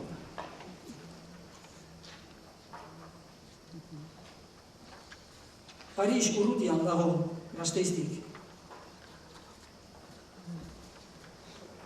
Paristik, Gasteiztik Parisera dagoen distantzia. Eta Paristik Gasteiza dagoena berbera da. Berdin esan liteke. Bai zaila dela gaztelania, ez dago esaten. Baina gaztelaniatik euskerara eta euskeratik gaztelaniara saltoa berbera da. Kilometro gehiago. Termino linguistikoetan. Hizkuntza bat eta bestea hurbil egon daitezke, ez hain hurbil edo urrun. Beraien egiturak antzekoak direnean hurbil daude, beraien egiturak diferenteak, oso diferentea daudenean urrun daude. Eta beraz, ez da existitzen hizkuntza oso zailik, oso urruti dagoen hiribururik existitzen ez dan bezala munduan. Norbaitek esan dezake, Melbourne oso urruti dago. Sydneyko entzat ez? Guretzat dago urruti. Haiek berdin, Melbourneko berdin esan dezakete, jode, zeo gerri urrutia hori Donostia baino. Irungo entzat ez? Distantzia erlatiboa da. Hizkuntza baten zailtasuna erlatiboa da. hizkuntza bat ez difizilísimo esaten dugunean, esan nahi duguna da, nire hizkuntzaren egitura, hizkuntza horren egituratik urruti dagoela. Baina besterik ez.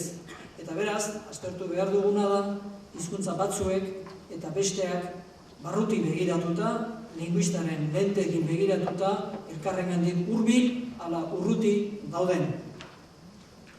Eta horretan gertatzen da, eta hor linguistak 200 urteko tradizioa dute dagoeneko gure artean, hizkuntza batzuk hurbil edo urruti daudela genetikoki.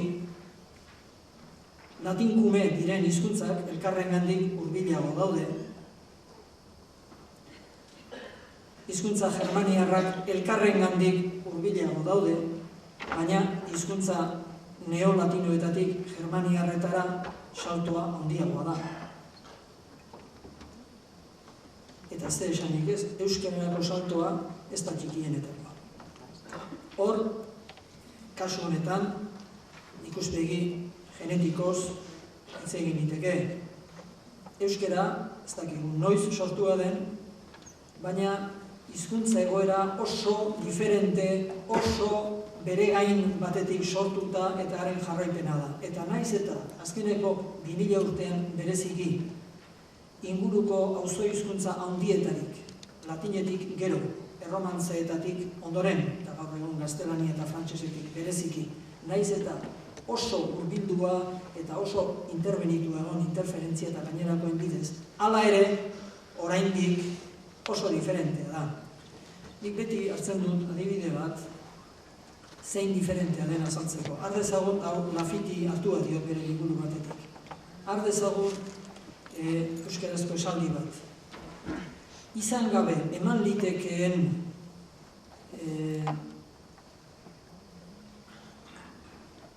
gauza bakarra da zoriontasuna. Izan, tener, gabe, sin. Eman, dar. Hasi hori espainolez hitzez hitz esaten. Tener sin dar, hasi da nagola esaten. Ez den duke, erderaz ezerateako. Euskaraz hola hitz egiten ari zarenean, hitzez hitz eta morfema, erderaz hola hitz egiten ari zara. Hori dago, beraz, euskara eta albo erdaren arteko lehenengo salto izugarria. Sintaxia. Bigarrena, aditzaren morfologia.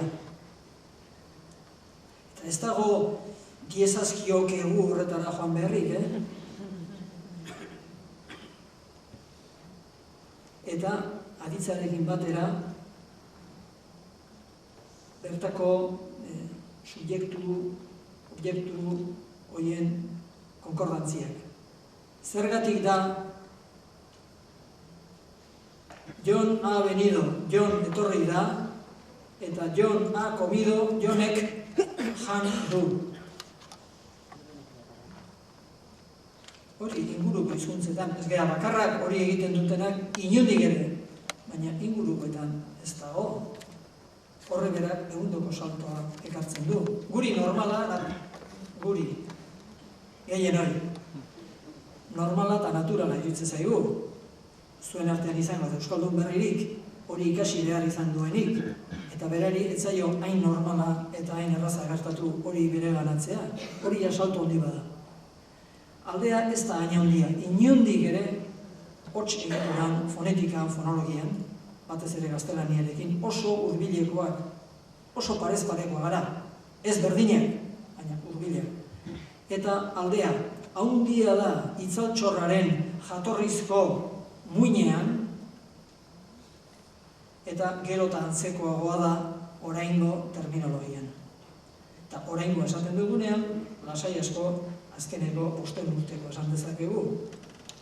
Eta gainera, azkeneko 5 urteak badu divergentzia bat. Batzuek frantsesetik elikatu dira, eta horrela omeleta, fildeferra eta promenatu esango dute, beste batzuk gaztelanietik elikatu gara, eta horrela tortilla, alambrea eta pasiatu esango dugu. Nola nahi ere, hizkuntza diferentea gara.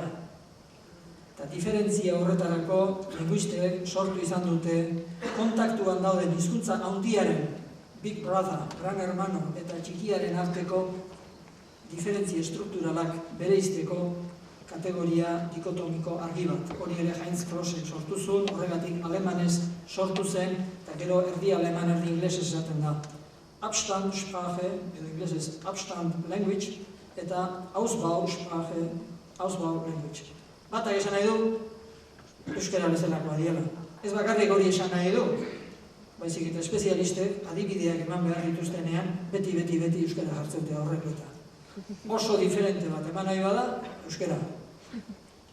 Bestea, entenditzeko katalana eta espainola, gallego eta espainola, hoi edia Ausbausprache. Hoiek hartu pala eta pikoa eta jota fuego saiatu behar dute distantzia mantentzen, zer bestela besteak jan egiten ditu. Eta neurri batean eraikitako hizkuntza dira. Neurri batean diferentziak beraiek elaboratu eta beraiek definitzu eta beraiek indarrean jarri nahi izaten dituzte. Importantea da hau. Hontan eztabaida handia dago espezialisten artean. Batzuen ustez, A eta B hizkuntza kontaktua daudenak oso antzekoak izan, erdibidekoak izan, edo erabat diferenteak izan, hizkuntza txikiaren etorkizunean horrek ez du inolako eraginik edo eragin txikia du. Berdintxu du. Beste batzuk esaten dute ez da berdin. Eta euskara hain gutxi izanik iztunak salbatu izan baldin bada, neurri batean bere barne egiturak eutsi dio oso diferenteak garelako bizirik atea gea. Esaten dizuet, honetan, espezialisten artean, ez dagoela adostasunik. Ez handirik eta ez txikirik. Erabateko divergentzia dago eta guk ere hori ez dugu behar bezala aztertu izan.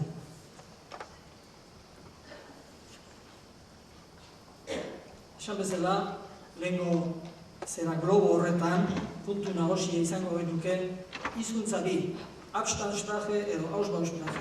Elkarrekin kontaktuan jartzen direnean, hizkuntzetako hizkuntza biak, baina bereziki hizkuntzetako bat, hizkuntza ahula, beste hizkuntzaren eraginez betetzen da. Betetzen direnak, ez dira hizkuntzak, lehen esan dugu, hiztunak baizik. Baina ezagun hori, gero ikusiko dugu, eta hor gertatzen diren, A hizkuntzatik B hizkuntzara pasatzen diren transferentzia horiek, transfer horiek, momentu batetik aurrea, interferentzia hitzez erabili izan dira. Gaur egun berriro interferentzia hitza zirkulaziotik nahiko aldendua dago. Nik uste dut oso argia dela, eta Uriel Weinreichen lana, 1953koa, orain ere zentrala dela euskaldunon situazioa ondo entenditzeko, baina gura aipamenentxon bat zeharka badare egiten da liburu hartan. Berak esaten du, bi hizkuntzak topo egiten dutenean, maila linguistikoan gertatzen diren ondorioetako bat interferentzia direla. Eta interferentzia horiek nolakoa diren azaltzeakoan, berak batez ere sailkapen hirukoitza egiten du. Interferentzia fonetiko-fonologikoak, interferentzia gramatikalak, eta hor sartzen du doinuera baita ere, eta interferentzia lexikal-semantikoa. Adibide batzuk emango dizkizuet berehala jabetzeko oso luze joan ez dadin. Listillo, egon nahi geldik esaten dugunean, hori gure aitona monek ez zuten esaten. Maila fonetikoan, gaztelaniak pollo ordez, pollo esaten badu, eta está lloviendo ordez, está lloviendo, ez da, hain kasualidadea gure artean eta bereziki gaztean artean, polloa ordez, oioa, humila ordez, humila, eta teilatua ordez, teilatua entzutea, eta pello ordez, pello. Beste maila egituratu hauetan, aztertu litezke zer hauek, interferentzia hauek, nik adibide batzuk bakarrik emango dizuzuet berehala konturatzeko. Interferentzia, euskara eta gaztelania aspaldidanik daude kontaktuan, hortaz ez dugu hitz egin, gure joera da uste izatea kontaktua azkeneko 1 urtean gertatu dela, hori ez da inondik inora. Kontaktua gutxi gora bera, 2000 urtean ongi atestiguatua dago, eta bereziki azkeneko 5 urtean nabarmena izan da. Eta horrek ekarri izan ditu interferentziak, bai maila fonetikoan, bai maila lexikalean eta bai gramatikalean aspaldi danetik.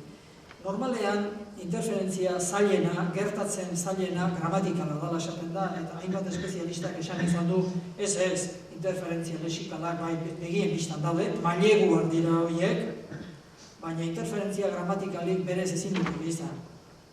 Ba, hoteliteke ba. Gure gurasoen garaian, nik askotan entzun izan ditudan esate baterako elementu hauek dira. Zuzenean, gaztelaniatik euskera, nahiko euskera jatorrean txertatuta ematen direnak. Eske, oseake, porke, akaso, desde luego, zergatik. Eske nik ez dakit hori egiten. Nire hori joango naiz, oseake hon lasai. Hobe isiltzen bada, porke bestela izugarriak esango izkiot. Akaso gaur torrikoa? Jose Mariekin, desde luego, ez da zehinik. Hore dezu, lentxo jaikitzia, zeatik trena ez da peza jongo. Hauek ez dira gure umeek orain sortu eta sartu eta erabiltzen dituzten interferentziak. Hauek gure gurasoen belaunaldian, zuen guztion guraso euskaldunak dituzuen belaunaldian, ez dut zango guraso guztiek erabiltzen dituztenik inola ere, baina ez aldira aski entzunak nahiko etxekotuak. Nik uste dut, ala direla. Ja, gure gurasoen garairako hauek sartuta zeudela. Oraingo hainbat aita amak, bide horretan aurrera jodu, bere euskera ez da bereziki indartu, eta ez da harritzekoa horren ondorioz, olakoak entzutea. Etorri, kariño, amatxito emango dizu palomitas. Horrelakoak ugaritu egin dira. Hor, izan da, interferentziak ondotxoz aurrera egin dula. Eta ikasleen artean, ja belaunaldi gaztean, nahiz eta denak dere duen ibili, nork esan du hori? Jon, Jonek batzuk esaten dute, baina askok, Jon. Horren esan duguna, zertan ari da miren, nagoa besten. Ematen didazu margoak, otxoa jandio arkumeari, unien zuen ondoren. Zer jandio? Ake etorri dira. Ake bai, ake hori dago gaizki. Erauntako saerak, modeloak, ez dut esango erabat nagusitu direnik. Baina horiek, zuek, ni baino askoz hobeto, pilpilean eta bertatik bertara ezagutzen dituzue eskola munduan. Oso txarra, oso pekatu mortal da sakrilegio dira esan dezakegu, nahi zuen guztia, baina azkenean absoluzio ematetik, ez gara oso urrutik geldituko, ze edo hori egin dute, edo erdera egin dute. Zur balberatu. Honek ez du esan nahi, hori bedinkazio santua denik. Horrek, hizkuntzaren kalitatean, hizkuntzaren bizi indarrean eragina du. Eragin sakona izan dezake, era horretan konsolidatzen baldin bada. Hori ditugu beraz interferentziak. Astiz, justu gabiltzanez, salto egingo dugu parte linguistikotik, lehen esan dugun parte psikologiko, psikolinguistiko horretara. Ze ondorio du ikuspegi psikologiko horretatik, norbanakoaren ikuspegitik hizkuntza kontaktuak. Bere ondorio nagusia da, elebidunak sortzen dira, elebitasuna sortzen da. Hizkuntza gaitasuna, hizkuntza batean ordez, bitan duten personak sortzen dira. Hori, orain dela 100 urte, hainbat herritan, etzen horrela gertatzen, umeak euskaldun jaiota hazten ziren, eta euskaldun hiltzen ziren, elebakar. Elebakartasuna gurean bukatzen ari da. Ojo, bukatzen ari da etxetik euskaldun direnen artean, ez etxetik erdaldun direnen artean. Normalean, hizkuntzapik elkarrekin topo egiten dutenean, hainbat persona elebidun bihurtzen da, eta hainbat persona horietako zenbait jatorriz hizkuntza nagusikoak dira, eta beste zenbait hizkuntza ahulekoak. Baina normalean, ez beti, baina bai normalean, gehiago edo ondotxos gehiago izaten dira hizkuntza ahulekoak, elebidun direnak, hizkuntza nagusikoak baino. Hori ere ongi dakigu, eta alde horretatik gaur eskoatzen hemen informazio gehiagotan sartzera. Nola nahi ere, hizkuntza gaitasunaz hitz egitea, guretzat importantea den konzeptu batean sartzea da, eta hizkuntzan gaitasunaren neurpideak, adierazpideak zein dira. Ingelesez ere ez dago benetan horretan erabateko batasunik. Competence hitza bera, hasteko linguistek bi eratara definitu izan dutelako, eta izen famoso eta erabaldin magoaz Chomskyk, kompetentzia linguistika, performance delakoaren aldez aurrekoa definitzen zuen, baina antropologoek eta haien bidetik soziolinguistek gaitasun edo kompetentzia komunikatiboa definitu behar izan dute eta erabili behar izaten dugu. Hau da, ingurumen, xede eta solaskide jakinekin helburu jakin erabili behar eta erabiltzen. Alde hortatik gauza bada beraz competence, bai linguistikoa eta bai komunikatiboa, eta beste bada ingelesezko language skills, guk euskeraz normalean nahiko unifikatua daukaguna, trebetasunak, gehienetan horri izutea, entzutezko ulermena, mintzamena, irakurmena, idazmena, horien ingurukoak. Language performance, esan dugun hori, bada importantea. Hemenik jarduera edo jarri dut beste askotara esan daiteke. Persona batek daukan jarduteko gaitasun hori. Gaitasun mailak era operatiboan definitzen baditugu, oain esaten bateako badakizue, Europar erreferentzi markoa indartzen ari da, 6 maila ditu, hau, 4. mailan dabil, 5. dabil, horrekin lotuago, egon, hori dira, eta azkenian egoten da, bueno, eta zer emaitza lortu du, lorpen maila, language achievement horrekin lortuago egoten da. Esan dugu, ikuspegi psikolinguistiko batetik, norbanakoaren ikuspegitik importantea direla hizkuntza gaitasunak, eta importantea dela elebitasunak eta elebidunak kontuan hartzea. Elebitasuna, gure Aitona Monek zertzen, ez egiten, ni seguru nago, gogoan ditudan Aitona Monek galdetu izan banie orduan, aizu Amona, zer da elebitasuna eta ze hitz esaten duzu, zer da hori? Hitz horiek berria dira. Hemen gaudenon kontestuan, azkeneko 30 urtean indartu direnak, eta gaur elebidun eta elebitasun zer den ez dakienik, ez da gure artean, baina kontzeptu berria dira. Lehen ere baziran euskeraz eta gaztelaniaz segitenak, baina hartarako kontzeptu teorikorik ez zegoen. Inazio Mari castellanoz eretzekik gaingaizkita esango zuten. Utzi zuten esango elebiduna da, are gutxiago elebidun orekatua da. Hoi denak gure asmatizena dira, respeto osoz. Espezialistek berezi izan dituzte additive edo subtractive bilingualism formulak.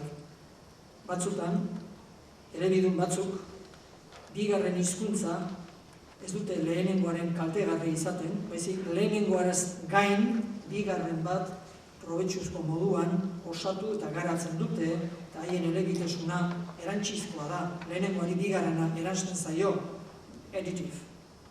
Batu egiten du, ezken du. Bigarren aldiz ezabatuzkoa da. Batean indartu gala, etxean ikasi duen euskara, gero kalean lagunekin hasi, eta gero eta euskeraz errenago, eta gero eta erderaz komoduago, errazago, eta bilen aur hori bada elebidun, baina horren elebitasuna nekez esango dugu erantzizkoa dela, osagarrizkoa dela, additive dela gehiago da hori zuzen.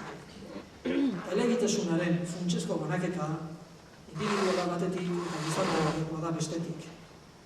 Segun ze liburutan, ze iturritan oinarritzen garen, batzuk esango dizute, elebitasuna definizio dela individuala eta gizarte mailako elebitasuna ez dela elebitasuna. Beste batzuk esan dute, bueno, elebitasunak deneako balio du, naiz eta egia den elebitasuna batez ere fenomeno individuala dela eta ez fenomeno soziala.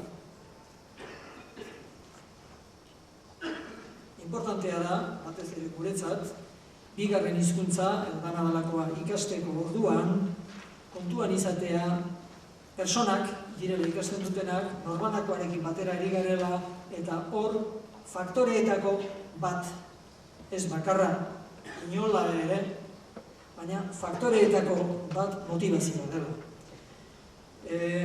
Wallace Lambert izan zen, orain dela 40 bat, agian gehi urte, 40 bat urte, berezizuna motivazio instrumentala eta motivazio integratiboa. Honetaz, seguru nago, ni baina ondotxoz gehiago dakizuela, eskola munduan horrekin oso harreman zuzena duzuela. Esate baterako. Bata da, norbaitek esatea, nik ikasi egin nahi dut euskara, gero behar izango dudalako. Eta beretzat, motivazio bakarra instrumentala da. Berak euskara, informatika ikasi nahi duen bezala, euskara ere ikasi nahi du. Beretzako instrumentu bat, tresna bat, baliabide bat izango dudalako. Baina hor bukatzen da bere motivazioa. Ez du bestelako motivaziorik. Beste batek esan nahi du, kontxo gani, zera leitzara etorri naiz, Kalahorratik bizi izatea, eta hemen lan egin nahi dut, konturatzen naiz, batez ere hemen inguruko jendearekin jardungo badut, hemen oraindik kalean, etxean, lanean, bizi-bizirik dagoen hizkuntza hori ezagutzea komeni zaidala, bai motibo instrumentalengatik, baina baita ere nire lagunak, nire ezagunak, nire eguneroko jarduna, poza eta bildurrak hemen txartatu nahi ditudalako, hemengo kide bihurtu nahi dudalako, nire seinalabak hemengoak izatea nahi dudalako, beraz horrek integrazio asmo bat badu, eta hori motivazio integratiboa edo dela esan izan da. Simplifikatzen ari naiz, agian Lambertek entzungo balit, esango lidake, simplifikatu gehiegi ere egin dudala, baina uste dut bereizketa hori gutxi gora bera entzunitzen. Eta lehenengo zera gure jardunaren erdi hau amaitzeko elebidunaren nagusitasun moldaeraz hizketan hasiko gara. Elebidunak eta askotakoak izan daitezke. Pentsazazue garai batean Periokirten eta Txomin del Regato eta delakoak jendeak irriz eta burlaz erabiltzen zituztenak elebidun zirela. Elebidun ziren. Eta lehen esan dugun andereño gorka dauka un burro que se lo pisa, hori ere elebiduna da. Baina baten elebitasuna eta bestearena oso diferentea dira. Baten baitan, enborra, ardatza, euskara zen, eta oraindik hainbat hiztun direnak batuak, orain ere hala da. Beste horien kasuan, enborra gaztelania da. Batzuk, eta nire terminologia da, eta ez du inolako filtrori pasa beraz, ez gehiegi kaso egin, euskal elebidunak ziren eta dira, beste batzuk erdal elebidunak. Batzuen baitan, enborra, ardatza, euskeran zegoen dago, besteen baitan, enborra, ardatza, gaztelanian dago. Horrek esan nahi du, naiz eta denak elebidunak izan, elebidun horretan, hizkuntza bat izan ohi dela askotan nagusi. Teorian, badago, balance, bilingual esaten dutena, elebidun orekatua. Hizkuntza batean eta bestean berdin-berdin edo zer gautaz hitz egiteko eta idazteko gai dena. Baina, eta elebidun orekatu hortatik hurbilen egon litekeen gizamuntzoa gaur eta hemen Euskal Herrian gu gara. Gu eta gure pareko beste batzuk, baina ulertzen bidezkoa. Hala ere ez genuke esango, beti gu justu horratza jarri behar balitz euskeraren edo gaztelaniaren aldera begira, justu 50 barrean gaudenik 0-1. gauza batzutan errezago agian euskeraz, beste gauza batzutan errezago gaztelaniaz, edo gehienetan errezago euskeraz, edo gehienetan errezago gaztelaniaz, hori neurtzeko sistemak behar ditugu, ze hori funtsezkoa da. Ez da berdin, euskeraz erraz eta lasai jarduten duen, eta gaztelaniaz ere hainbatean moldatzen hasi den ikasle bat izatea gelan, edo euskeraz zerbait badakien, baina erraz eta komodo gaztelaniaz ari den beste ikasle bat izatea. Berdin gertatzen da irakasleekin, berdin gertatzen da beste edozein hiztunekin. Eta horretarako komeni zaigu persona elebidun bakoitzaren nagusitasun moldaera bat Uriel Weinreichek 1953an sortu zuen Dominance Configuration hori euskeraz ematen saiatzen ari naiz. Moldaera hori berak nola definitzen zuen, esatezun, zein kriterioren arabera definitu liteke persona bat oso punta batean dagoen, oso beste puntan dagoen, oso erdibidean, orekaren bidean dagoen. Berak zenbait irizpide eman zituen. Esate bateako bere 53ko formulazioan 7 irizpide hauek ematen zituen. Bat, hizkuntza batean eta bestean zer nolako mintzamena du. Ze hizkuntzatan jarduten du errezago, euskeraz edo gaztelaniaz, jiddishez edo inglesez, retorromantxez edo suitzako alemanez. Mintzatzeko orduan etorri errezagoa non du. Ez produzitzeko, hitz egiteko ahalmena bakarrik, baita entenditzeko ere.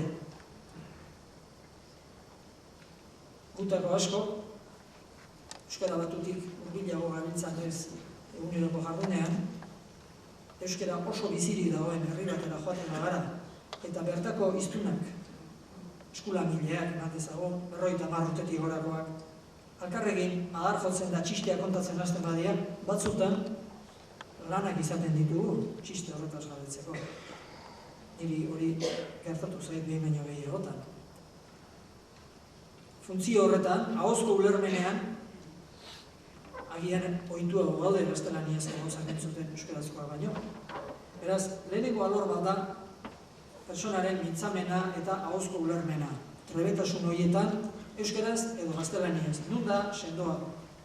Bigarrena da, irakurtzeko ahalmenean eta idazteko ahalmenean, eta horretarako berak batez ere, zera enfoke soziologikoa batez dut esatezun, persona batek bizidan lekuan bizidara, ze aukera du A hizkuntzako gauzak irakurtzeko, B hizkuntzako irakurtzeko, ze aukera du ez, ze behar dauka A hizkuntzan idazteko, ze behar dauka B hizkuntzan idazteko. Bai irakurtzeko aukerak eta bai idazteko beharrak berdinak alditu A hizkuntzan eta B hizkuntzan. Hori da, bigarren irizpide bat, persona baten, elebidun baten nagusitasun moldaera, hizkuntza batera edo bestera makurturi dagoen, eta zen neurritan makurturi dagoen neurtzeko. Hirugarrena da, nahi zuena esan baino, horrek lehendabizi ze ikasi zuen. Euskara ikasi zuen, gaztelania ikasi zuen, lehendabizi ikasiteko hizkuntza, hainbatek esango dizu. Badakit gero hizkuntzak hasten diela, baina umetan ondo ikasitako ez da inoiz hasten hori oso importantea da. Beraz, persona bat, batez ere euskalduna den, edo batez ere gaztelaniazkoa den, euskal elebidun den, edo erdal elebidun den, neurtzeko kriterio determinanteetako bat, bere lehen hizkuntza zein izan zen jakitea da. Lehen hizkuntza eta ama hizkuntza gauza berak dira batzutan beti ez gero ikusiko dugu. Bestea da, eta berak hizkuntza bakoitzarekin zer lotura du, zer lotura afektibo du, zer lotura emozional du, gustuago, maiteago sentitzen da hizkuntza batekin, bestearekin gutxiago, nola du hori? Eta esaten dut, gero badaude faktore batzuk, hiztunaren beraren baitan ez daudenak. Esate baterako, naiz da beretzat gustoko izan A hizkuntza edo B hizkuntza, bera bizidan lekuan bizita, ze utilidade du A hizkuntzak, ze utilidade du B hizkuntzak. B hizkuntzarekin bizizaren inguruan edozer gauza egin badezakezu, denetarako balio badizu, eta beste hizkuntzarekin ia ezer ezin baduzu egin, hizkuntza hori utilagoa da zuretzat bestea baino, horraino, objektibo da. Eta esaten du, eta gertaliteke, eman dezagun, zu herri euskaldun batean bizizara, danak euskaraz egun osoan, kalean, plazan, mesetan, tabernan euskaraz egidean, badira oraindik horrelako herriak, asko ez. Horrelako batean bizi baldin bazara, hor euskarak zuretzat utilidade handia du, baina gero non lan egiten duzu. Ez, handiko 20 kilometroa doan fabrika batea joaten naiz. Ez, ni gero aurrezki kutxa batean sukursalean ari naiz handik 15 kilometroat, han erderaz, Ja, eta zu gaina naizen nuke gero albalitz hor gora egin. Eta gora goko puestotara joan. Hombre, albalitz. Ja, eta gora jotzeko ze hizkuntza duzu beharrezkoago. Gizartean gora egiteko ze balio du A hizkuntzak, ze balio du B hizkuntzak. Eta azkenik, ze balio literario kultural dute. Zer irakurririk, ez novelarik, ez poesiarik, ez historiarik, ez bibliografia teknikorik ez dagoen hizkuntza batek, bai, nire izango da, baina horrekin urrutira ezin gana bilitzi. Bestean berriz nahi dudana daukat eskuen. Hori ere kontuan hartu liteke, hori ere kriterio bat. Zazpi kriterio horrek erabilizikoen berak, hiztunen tipologiak definitzeko. Guk egingo duguna da, irutze bat zaizuen, 6 hiztun tipo hartu. Batzu hilda daude, eta propos hartu ditugu hildakoak. Besteak bizirik daude, baina denak izango ikizarri ditugu. Hauek azkenean hiztun tipo batzu dira. Bere ala burura antorkigu, txirritak, esate baterako euskaraz, ez gu bezalako euskaraz. Agian izarri patxeta jarriko zen gizona, honea ekarri izan badute mikrofono baten aurrean euskaraz txukun antzan edo hitz egiteko. Oain, parana zuloan jarri eta jaunda jabe sentitzen zen gu ez bizela. Euskaldun petoa zan txerrita. Etxetik zen euskalduna. Eta etxean ez ezik familia osoan, arrebaren baserrira joate zanean, altza ingurura, kalean, hernean iragaizte zanean, bere bizi euskaraz egitezun. Horrek ja, lehenko zazpi kriterio horietarako pista batzuk ematen dizkigu. Beraz, txirrita diogunean, txirrita eta munduan izan diren, da gaur oraindik diren txirrita guztiak hartu nahi dituzke, entenditzeko hiztun multzo batez ari gara. Beste bat, kirikino genuke. Total, berdina. Berdina ez. Txirrita nik ez dakit, erderaz bazekien eta baldin bazekien, zen bazekien. Askorik ez dut uste jakin moztenik. Kirikino, bai. Kirikino, karrera egin zuen, matematikoa, zientzias exactas edo zertzan, Almadengo Rio Tinton ustetan hango goi mailako tekniko izan zen, errezpanago, gero itzuli zen Euskal Herrira, erderaz oso ondo zekien. Bat, eta euskeraz ere bai, etxetik zekien oso ondo, baina bainari aldetik alegia. Baina ez etxetik bakarrik, gero euskera landu egin zuen. Bere harremanak, bai Azkuerekin, bai Aranarekin, eta bai garai hartako euskaltzale mugimenduarekin oso sakonak eta luzeak izan ziren. Eta beraz, euskaldun landua, elaboratua, jantzia zen, eta gainera, erderaz, ondo edo oso ondo zekiena. Hori etzan txerrita. Kirikinok, hemen mikrofono aurrean, ez zuen bat ere nerviosidade izango hitz egiteko. Ohituta zegoen, euskara landua zeukan. Harrigarri ondo landua zeukan, garai hartako euskaldunen batez besteko tipologia kontuan izanik. Berak, etxetik euskaldun izanik, uste izateko da, familian eta lagun artean euskaraz egite zuela, baina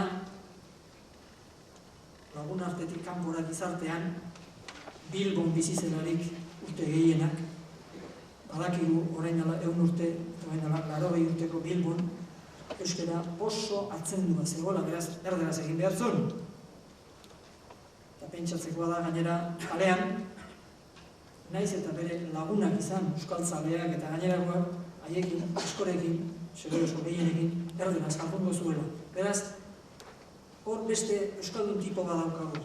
Euskaldun, etxetik euskalduna, alfabetatua, landua, baina erderaz ondo dakiena, eta erderaz ere euskaraz bezain bat, edo gehiago egin behar duena. Hori ez da txirritaren tipologia. gatozen gugara hurbilago diren persona batzuk ikustea. Autorretrato moduko bat egingo dut, 2 irakasle hartuko ditugu orain. Olatz eta Lourdes. Olatz 50 urteko irakaslea, gure kintakoa. Etxetik euskalduna. Orain dela 25 urte alfabetatua, osoena. Azken 20 urtean D ereduan irakasten ari dena. Bueno, Lourdes, 55 urteko irakaslea, etxetik erdalduna, 20 urtez gaztelaniaz irakasten ibilia, hemen ez dut jarri, irale hitzik, baina orain dela 5 urte euskaldundua, klase batzuk euskaraz ematen ditu, eta euskaratzen bazera, dijoan martxan, igual, urtean gehiago. Irakasletatik ikasletara pasako behar. Xabier eta Amaia. Xabier, Azkoitiko 12 urteko ikaslea. Gurasoak euskaldunak. Azkoitik bertan bizi da, D ereduan ikasten du. Amaia, hau ere 12 urteko ikaslea. Bizkaiko enkarterrietan jaio eta bertan bizi da. Gurasoak erdalduna ditu. B ereduan ikasten du. D jarri balenu ere, ez uste oso diferenti izan zanik. Ez dago, B ereduan ikasten du. 6 persona hauen nagusitasun moldaera Uriel Weinreichen irizpideen arabera zein litzateke. Txirritak ze espektro beteko luke. Mintzamena eta ahozko ulermena dudarik txikiena ere ez, euskararen alde. Jator, errez eta komodo euskaraz egingo zuen. Erderaz ez dakigu egitezun, nik ez dakit. Baina seguru nago, eite bazun ere,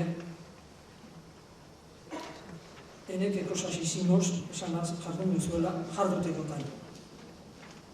11 cosas para haber hemos nacido ahí, entenditzen diezme. Irakurtzeko aukera eta idazteko beharra, okerrezpan dago, hilobak eskribitzen zizkio bere bertsoak, beak etzekien, eskribitzen, euskeraz nintzat. Irakurtzen, ez dakit, seguru asko bai. Seguru asko bai. Hortan noen, 19. mendeko, Gipuzkoako, irakaskuntzaren historia errepikatu beharko genuke, seguru asko irakurtzen bazekien, eta zerbait, itxin-pitxin bat, idazten ere agian bai, baina orderaz. Lehenik ze hizkuntza ikasi zuen? Garbi dago, euskera. Erderaz bigarrenik ikasi zuen ere asko ez dakiguta. Lotura afektibo eta emozionala, erabat goiti bera euskerarekin. Solaskidekin entenditzeko utilidadea, dudarik ez, euskera. Gizartean gora egiteko balioa, euskera balio altzion, gora egiteko, bai. Bere inguruan, gizartean gora eta erdibidean da behian gelditutakoak danak zian euskarazkoak. Beraz, gora egiteko ere balio zuen, behian gelditzeko ere bai, eta ez gutxi. Baina, bere gizartean, gora egiteko ere balio zuen. Oain, gora, egin aizunak, euskararekin bakarrik jaizun. Erdera ere, behar zan bere garaiko Gipuzkoan. Biak ziren beharrezkoak. Giroan, naiz eta ez, txirritarentzat, baina bere giroan, bere moduko bentzat, korbata jantzi eta erderaz hitz egin dana batzan. Dana bat, gauza berazan. Denda berean ustezien bi konplementuik. Balio literarioa, eta hemen bereizten da beste askotatik, txirritarentzat, balore literarioa euskarak zuen. Nola izango du literarioa irakurtzen da idazten ez bazekien euskaraz? Baina, aho literatura ere existitzen da, ez idatzizkoa bakarrik. Eta mendetako tradizio aberats baten mugarri dugu txirrita. Bertsolaritzaren ahoz-ahoko, belaunez-belauneko, hizkuntzarekin gozatzeko eta hizkuntzari txispak ateratzeko eta edertasun eredua generatzeko ahalmena zuen txirritak hizkuntzarekin. Hori ez da literatura. lehen mailako balio literarioa zuen txirritarentzat euskara. Eta Kirikinorentzat nola dira kontuak. Mintzamena eta ahozko ulermena nun manejatzen zen komodoago Kirikino, euskeraz edo gaztelaniaz. Justu ez dakigu. Bietara ondo manejatzen zala, badakigu, beraz, bi gurutze lehenengo lerroan. Eta irakurtzeko aukera eta idazteko beharra, euskera beharrezkoa zan Kirikinorentzat, txirritarentzat baino, irakurri eta idazteko orduan. Bera, baizan, euskal idazleen lehenengo generazioaren kide eta buru, ez kide bakarrik.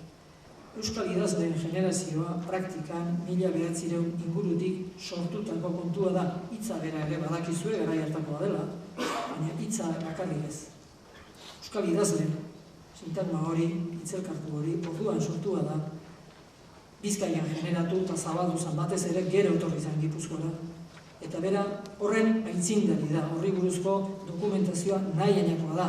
Beraz, erabat beharrezkoa zen beretzat euskeraz idazten eta irakurtzen jakitea.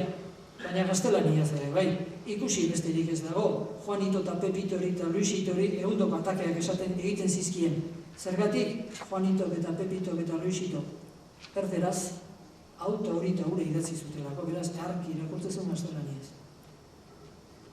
Lehenik ze hizkuntza ikasizun, Kirikino, euskera. Lotura afektibo eta emozionala dudarik txikiena ez dago, beretzat euskarak zuela.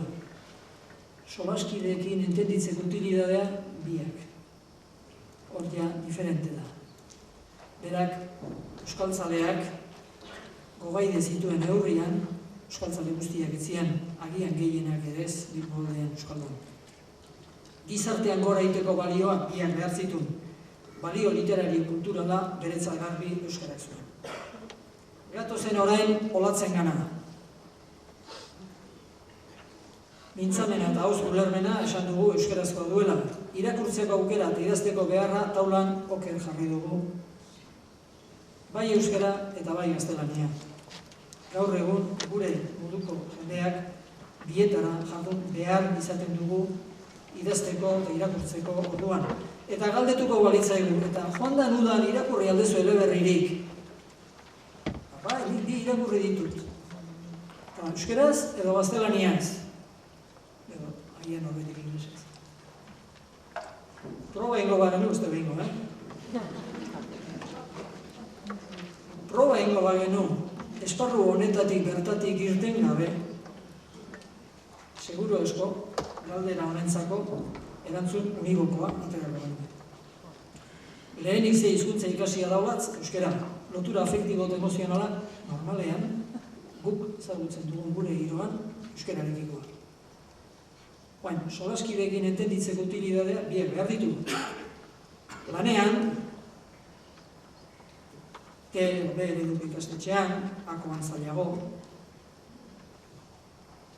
berritzegunean, ez dakit non, jarduteko euskera oso egokia gertatzen zaio, baina bera bizidan etxeko gainerakoekin, goiko eta beko pisukoekin bilera egin behar dutenian, portal hori behingoz konpontzeko, util-utila gaztelania da, ze 10 bileratik 10 erdera zeitea. Gizartean gora egiteko, olatzentzat euskera egokia izan da. Lagundu egin dio gaur dagoen lekuan egoten. Baina gaztelania ere beharrezko izan du, Euskaldun elebakar izan balitz, gaur eta hemen, etzan egongo da honekun. Eta balio literario kulturala, normalean, eta naiz eta antara puntu bat beste zerbait esan dudan, nik uste dut gure giroko jendeak, euskal idazleak, eta denok dituzue buruan eta gogoan hainbat, irakurri eta konsumitu egiten ditula, eta horri berariazko balioa ematen diola. Eta Lurdesek, mintzamena eta hauzko ulermena garbi gaztelaniaz, irakurtzeko aukera eta idazteko beharra gaztelaniaz, ira lehen tokatu zaio, hainbat gauza euskaraz irakurtzea, baina hortik kanpora gutxi. Lehenik zer hizkuntza ikasi, gaztelania, lotura afektiboa eta emozionala, Biak izan ditzake, segur eta motivazioa instrumental hutsa izan den, edo integratibo izan den, horrekin lotuta dago hori, demagun askotan ala gertatzen dela euskara ikusi eta euskararekin, euskal kontuekin halako afektibidade bat generatu batera etortzen dira. Ez beti. Eta kontrakoak ere badira. Oro bat, joera nagusia hori ote den iruditzen zait. Gizartean gore egiteko balioa, biak. Hasieran gaztelaniarekin egintzun bidea, baina orain euskara ere beharrezkoa du. Eta balio literario kulturala komodoago sentitzen da. Dudari gabe, Borges irakurtzen handu lertxundi baina.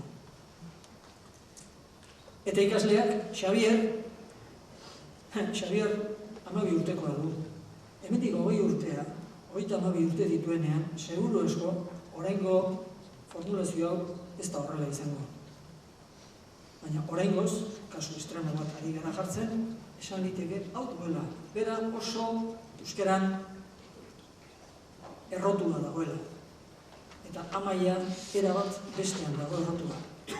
Horekin, egin duguna izan da, guztien konfigurazioiek, nagusitasun moldaerak, dominance configuration delako horiek moldaera individualak azaldu, eta horren bidez gaur gure artean dauden hiztun multzo nagusien formulazio batzuk eman.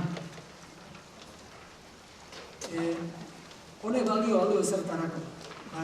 Honek balio du askotan guk aurrean ze jende multzo dugun eta jende multzo horrekin ze neurri konkretu hobetsi beharko genituzken lehen garbiketa lan bat egiteko. Diferentea baitia Xavier eta Amaia, diferentea baitira Olatz eta Lourdes. Eta horrek aukera ematen digu ahuldadeak eta indarguneak non dauden lehenengo maila batean aztertzeko. Nola nahi ere, buruan balantz bilingual, elebidun orekatua baldin badugu, kontuan izan behar da, hemen adirazi ditugun hauetako gutxi direla orekatutik orekatura hurbiltzen direnak. Gehien hurbiltzen direnak aurrekoetan Kirikino eta Olatz izango lirateke. Elebidun orekatuak praktikan esan nahi duena da, definizioak aladia bentzat, bai ele batean eta bai ele bian, antzeko erraztasunez erabiltzen manejatzen dela hiztuna, baina esan behar da, hiztun gutxi iristen dela elebitasun orekatu horretara, erabateko orekatura, esan behar da baita ere, helmuga horretara begira eratu da dagoela EAE-ko lege markoa, horra begira. Ez dut gehiago esaten, zertik aurreia komplikatu hau litzateke. Galdera da, zenbat elebidun orekatu ditugu gure artean. Hori nola jakin liteke. Gaur egun, gaitasun maila neurtzeko filtro bat baino gehiago daude. Ezagun batzuk, egako azterketak, edo orain abea antolatzen hasi denak, edo hizkuntza eskola ofizialetako 5. maila eman dezagun, edo irakasleen hizkuntza eskakizunak, edo filologia fakultateko ikasketak, hoiek nolabait ere eman diezagukete euskaraz, ahoz eta idatziz ondo xamar hainbatean manejatzen den jendearen definizioa. Nolako jendea da gaur egun, beraz, euskaldun orekatu horren irudira, eredura, paradigmara hurbiltzen den euskaldun jendea. Har dezagun esate baterako egako kontua. Har ditzagun 2003ko ega azterketatik atera diren emaitza batzuk. Rafa batean egingo deu eta bere alakafua, lasai. Gaur egun egara aurkezten diren, hemen esate batean ikusten duzue, bigarren taula horretan, 14.723 persona aurkeztu ziren, gehiago aurkeztu ziren, baina guztiek ez zuten erantzun, eta orduan, erantzuna 14.723 eman zuten, buruan gordetzeko urtean 15.000 persona inguru aurkezten dira egara. Eta ikustazue hor, EAE, beraz, lerrok hori horretan, ega azterketara aurkeztu diren persona horien artean, zenbat dira ele bat antzekoa da, baina ez da gauza beha, 10 hizkuntza euskara dutenak. 28. Gauza ez garitzaia, ez txirrita, ez Kirikino, eta ez olatzen bidetik, handik eskuine hogaizik, gehienak etxetik erdaldun dira, egar aurkezten direnak. Eta horrengo taulak esaten digu, eta non ikasi dute 2003an egar aurkeztu direnek, 62 D ereduan, 13 B ereduan, esango duzu, hau ez da posible. 20 A ereduan, 5 X ereduan. Nola izango da hori X-ek, ez du 5 eta 1 esan mende iristen da. Egar aurkezten direnak, ez dira ikasleak bakarrik. 17 urtekoak aurkezten dira egara, 27koak ere bai, 37koak ere bai, 57koak ere bai. Eta 57koak batzuk gehienek X ereduan ikasi zuten, eta 37ko gehienek A ereduan ikasi zuten. Horregatik ateatzen zaizkigu datu hauek, multzo global batekin ari garelako. Eta galdetu egin zaie, azterketara etorri aurretik aizuta, zuk etxean ze egiten duzu, euskeraz, edo bietara, edo gaztelaniaz, edo... Eta egara aurkeztu direnek etxean euskeraz, lauti bat egiten du. 28. Hori da gaurko 2003ko realitatea. Bietara egiten dutenak 27 dira. Honek zer esan nahi du, gero kafe ondoan funtsezko izango den kontu bat. Lehen, etxeak hizkuntza batean, batzutan euskera zeitezan, bestetan erdera zeitezan, hori asko ari da modifikatzen, eta etxe askotan bietara egiten da. Edo aita eta ama hizkuntza banatakoa direlako, eta batakin euskeraz da besteak erdera zeiten delako, edo batean ama hobeto moldatzen da eta aita hobeto bestean, edo naiz da bietara moldatu, batzutan euskera zeitut eta bestetan erderaz. Hau, datu berri eta funtsezkoa da. Gaztelania ez dira 45, eta men ikusten duzu Araban 12 pertsona aurkeztu dira, alofonoak, baina ez dute 1 neurririk. Bueno, hori etxean, eta lagun artean, datorren larun batean egara zatozenok, nola egiten duzu lagun artean? 29 euskeraz, 37 euskeraz eta erderaz, 23 gaztelaniaz. 8. taulak hemen behean ematen digu beraz dalako sintesi bat.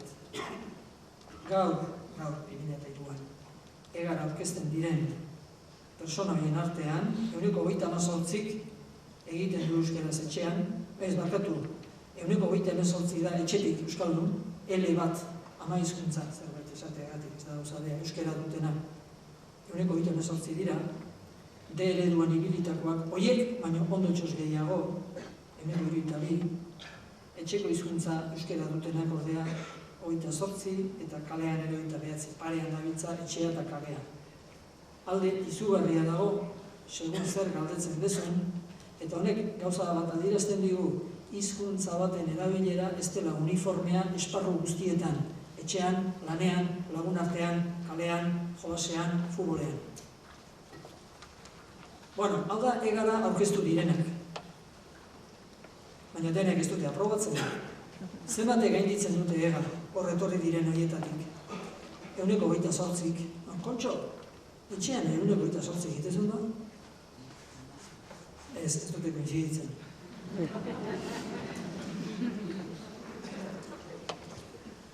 Baina nolakoa dira gainditzen dutenak?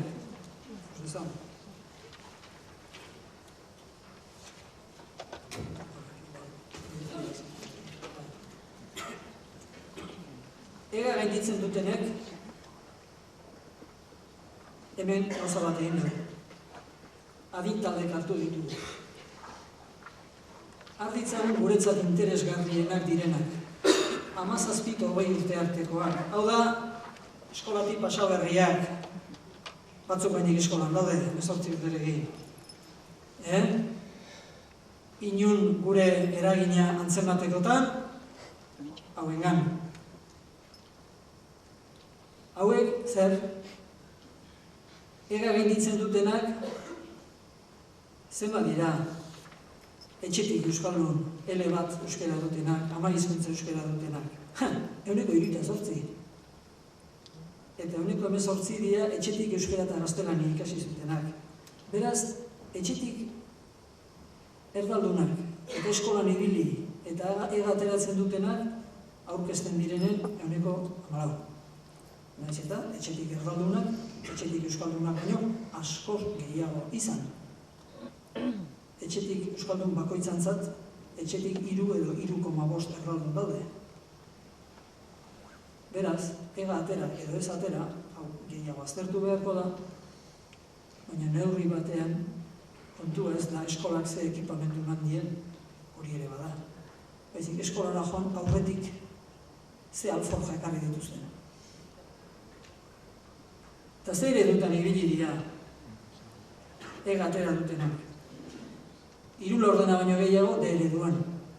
Claro, etxetik euskaldun gehienak ere D ereduan dabiltza, gehienak. Baina nire bakarrik ez. Barkatu, baina hau ez, 17-20 tartera noa. 193 ega ateratzen dutenak dira D ereduan ibili direnak edo dabiltzanak. 106 B ereduan dabiltzanak, 101 A ereduan dabiltzanak. Eta etxean, ze hizkuntza ditute? Ega atera duten horiek, 17-20 urte arteko iaz ega atera duten horiek. Ba etxean, 156, lehen ikusi dugu, bataz bestean 128 zela, egan aurkeztu direnen 128 egiten zuen etxean euskeraz, ega gainditu duten gazteen artean 156 doble izu arrizko eragina du. Etxean zer egiten duten, ez umetan zer ikasi zuten, zer egiten duten, gaur, etxean. Eta lagun artean zer egiten duten. Etxearen eta lagun artearen eragina, ez dut esango erabatekoa denik, baina bai nabarmena. Bukatzeko, benetan bukatzeko, oraingoz, gure konzeptu honetan, gure aldaretxoetan erabili behar izaten ditugun konzeptuan, asko hezkuntza elebidunarekin lotuta daude. Bilingual Education Programs esaten diren horiek, gora eta bera, behin da berriro zuen bibliografian ikustea eta erabiltzea tokatzen zaizuen terminologia da. Hau mundu oso bada da.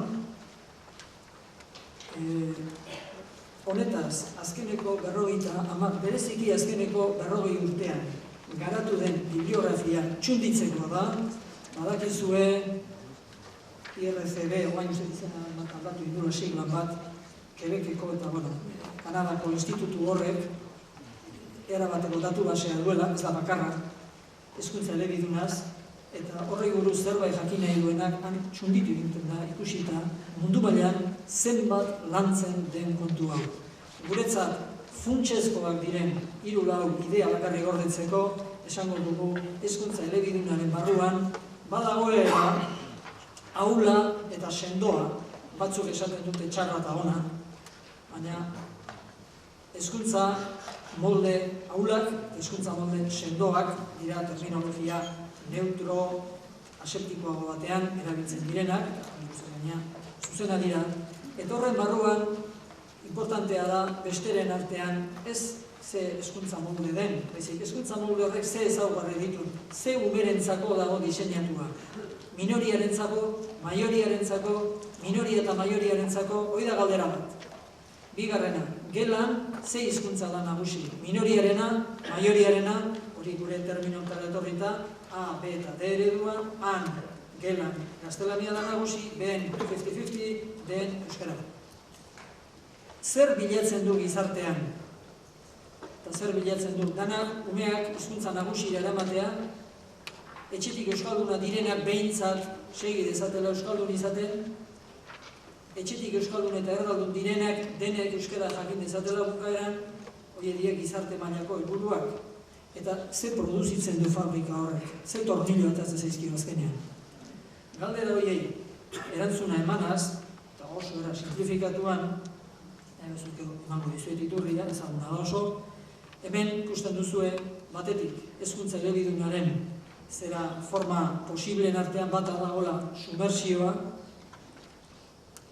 nola baitera entenditzeko, ume euskaldunak garai batean eskolan eraman eta dena erderaz egiten zutenean, eta gainera euskeraz hitz bat entzunda kastigatzen zirenean, hori da bidea, asimilazioa da asmoa, eta elebakartasuna du, hizkuntza nagusiaren elebakartasuna du asmo.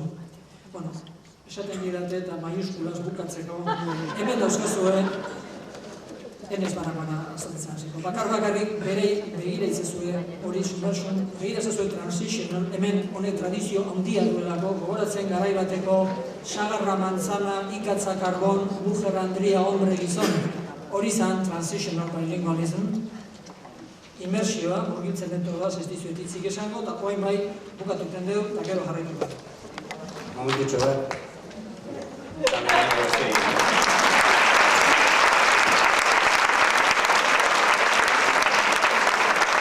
Goizean, esan dugu, gure artean entenditzeko, hizkuntza biek elkarrekin topo egiten dutenean, era bateko eta besteko ondorioa gertatzen direla, ondorio linguistikoak ikusi ditugu, hizkuntzan gertatzen diren interferentziak, ondorio psikolinguistikoak, norbanakoaren elebitasunak dituen ondorioak ikusi ditugu, eta oso elebidun mota diferenteko personak agertzen direla, eta elebitasun mota diferenteko hiztun horiek bakoitzak aski konfigurazio diferentea duela.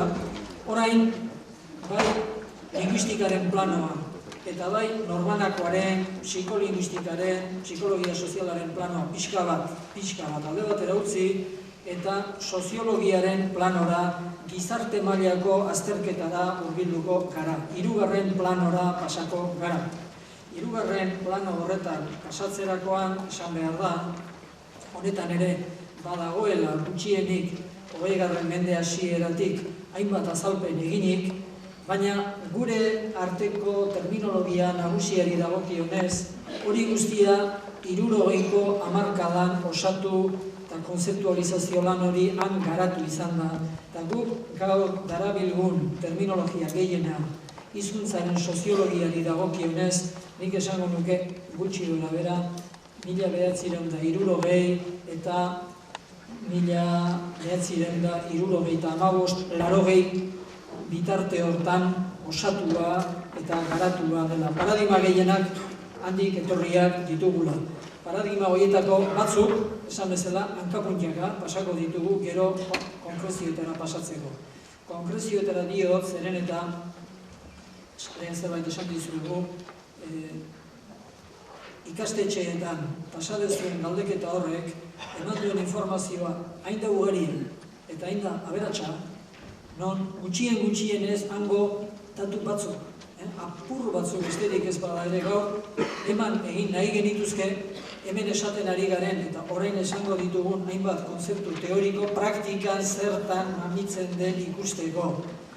Teoria horrek hau esan nahi aldo praktikan, hau nik egunero egiten den, zuk egunero egiten dezun hori da teorikoek era horretara deitzen dutena. Inglesezko terminologia da nagusi, 1960 honako lanketa honetan, horregatik inglesezko hitza jarri ditugu hemen, honen aurretik bazeuden eta badaude alemanezkoak, frantsesez eta gaztelaniaz ere gero, erabat kopiatu edo egokitu izan dira. Language maintenance eta language shift da dudarik gabe gizarte mailan gai hauek azaltzeko gehien erabili izan den errotulua. Honek esan nahi du A eta B hizkuntzak elkarrekin talka egiten dutenean, bai A hizkuntzan eta bai B hizkuntzan gizarte mailan eta erabilerari dagokionez, erabilerari, ez hizkuntzaren estrukturari, ez elebidunen buruan zenbateko gaitasuna duten, baizik hizkuntza ze entzuten da, ze erabiltzen da, horri begiratuta funtsean bi gauza gerta litezke. Eta da, batez ere, konstelazio etnokultural bat oso fuertea eta beste txikia balima da, benetan galtzeko arriskuan txikia dago. Eta hiztun talde txiki horren baitan, funtsean bi gauza gerta daitezke. Bat, bere hizkuntza propioa erabiltzen jarraitu, hori da, maintenance, mantener, edo bi, galdu, atzera egin. Galtzea ez da gauetik goizean gertatzen, ez da kolpean gertatzen. Hori faseka gertatzen da, desplazatu egiten da, poliki-poliki, edo ezain poliki, baina puskaka, bata esparrua irabazten ari da, bestea esparrua galtzen ari da. Esparru askotan, eta ez kolpean. Beraz, language maintenance da posibilidade bat, eutxi egiten dio handiari, bestea da ezin dio eutxi eta atzera egiten du. Esparru batzutan, edo bestetan, edo batzutan eta bestetan, eta azkenean denetan, hori da azken fasea. Hor, halako gradazio bat dago. Gradazioa martxatras horretan, lehenengoa eta basikoa da language shift, desplazamentua. Nik horri mintzaldatzea deitzen diot, pentsatuz modelo alemana guretzat egokiagoa dela ingelesa baino eta espainola baino. Baina euskeraz askotan erabili izan da, oinarri gisa ingelesa hartuta eta oinarri gisa gaztelania hartuta eta gaztelania ingelesaren itzulpen ez oso ona da kasu horretan, horri desplazamentuari hizkuntza ordezkapena esan ditzaio, edo hizkuntza desplazamentua, nik horri mintzaldatzea deitzen diot. Mintzoaz aldatu egiten da jendea oro har, ez persona bat, ez gara elebitasunaren, elebidun bakarrekoaren kontuaz ari, baizik gizatalde oso ez, hori da mintzaldatzea. Language shift da beraz atzeraka doan, esparrua galtzen ari denaren ikuspegitik ikusita fenomeno globala, eta hori momentu batean iristen da, non ez ja bakarrik hizkuntza atzerakari dena ez den erabiltzen, baizik eta ja etzaio esparrurik gelditzen erabiltzen denik. Galdu egiten da, erabilerari dagokionez, galdu egiten da. Hori da language loss, galdu egin da.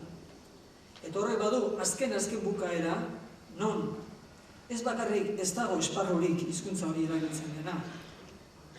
Ez dago iztunik ere dakiena, naiz eta ez erabilik aldia batzutan, galduta daude esparruak, los gertatu da, baina badaude iztunak, hizkuntza hori beraiek oraindik badakitenak. Azken mohikano batzu gelditzen dira, eta azken mohikanoak izan itezke 14 edo 14.000.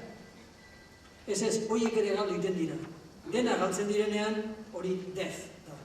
Beraz, hori fase baten gradazioa besterik ez da, hizkuntzen baitan aztertzen dena, eta badaude espezialistak, esango duzu, gustua behar da gero hortako ere, language death horretan saiatzen direnak eta oso informazio importantea lantzen dutenak. Badauden bezala, medikuak gaixotasun terminalak aztertzen dituztenak. Eta norbaitek esango du, gustua behar di horrek ere, beti hildako egin, zaldik ezer hogei. Baina bizia nola zaindu, askotan hiltzeko puntuan daudenen gaixotasuna aztertuz ikasten da inoraino beto. Eta language death, gaur egun zenbaitek aztertzen dutena, oso importantea da bizirik, geure hizkuntza bizirik mantentzea nahi genukeen ontzat. Eta inoiz jakin nahi badezue, Nancy Dorian baten lana funtsezkoa da. Zer gertatu izan den, orain ez dakit halakorik gelditzen den, Eskozian, azken eskozesekin.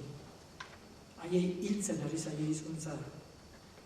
Azterketa horiek oso importantea dira. Beraz, hori ere kontuan hartu behar dugu, eta itxusiago izateagatik ez diogu ez ikusi egin behar.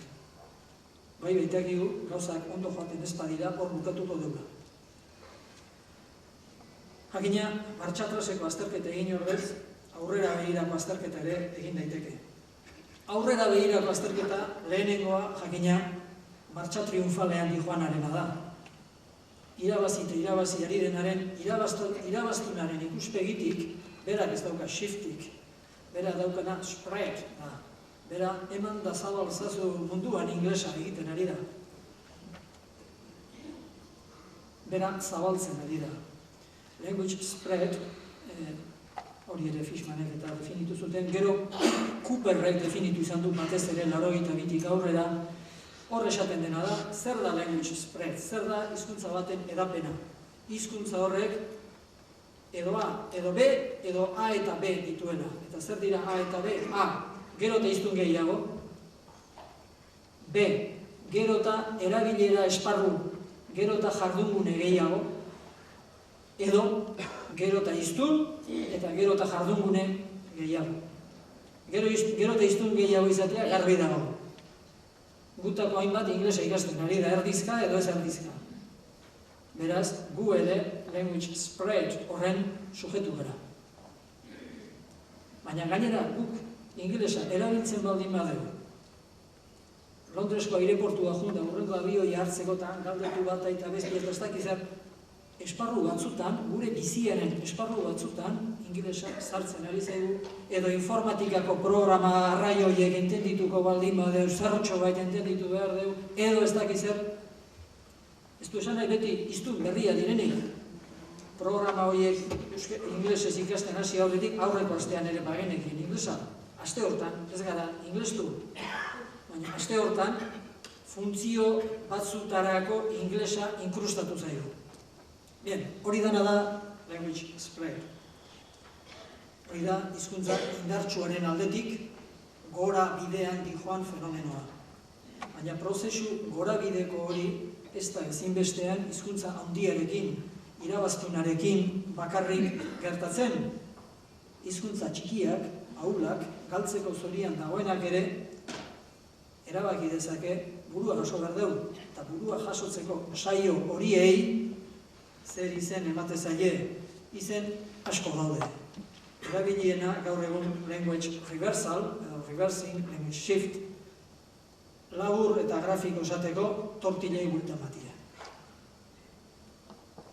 Gero eta hiztun gutxiago, eta hiztun horiek gero eta bere hizkuntza jardun esparru edo jardungune gutxiagotan erabiltzen bazuten, gero eta hiztun gehiago izan, eta gaina hiztun horiek beren hizkuntza txikia, gero eta jardun esparru gehiagotan erabili, jardungune gehiagotan erabili. Bien, beraz, ugaritze demografikoa eta ugaritze soziofuntzionala.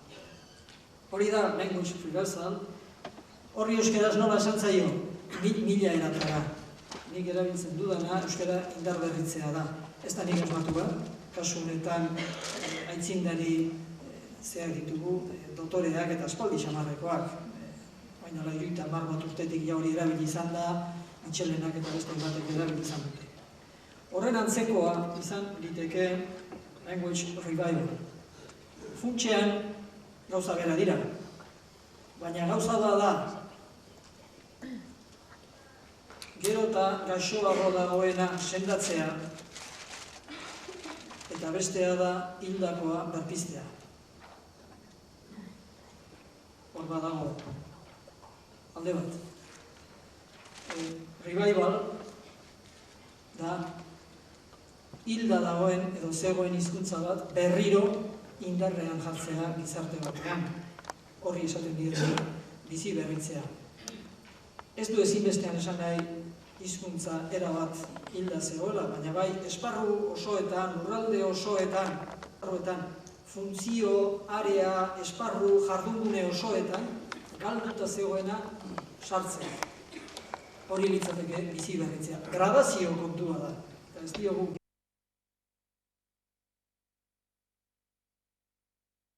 osoan gertatu da, zona batzuk, esparru batzuk, jardungune batzuk, funtzio batzuk, gaztelaniak hartu ditu beretzat, eskola esate baterako, eta prestakuntza formala, hizkuntzaren erabilera formalerako esparru horiek, gaztelaniak beretzat hartu zituen, hori language shift zan, horregatik, naiz eta deno jakin, hori dokumentatuta dago, eman dezagun, 20.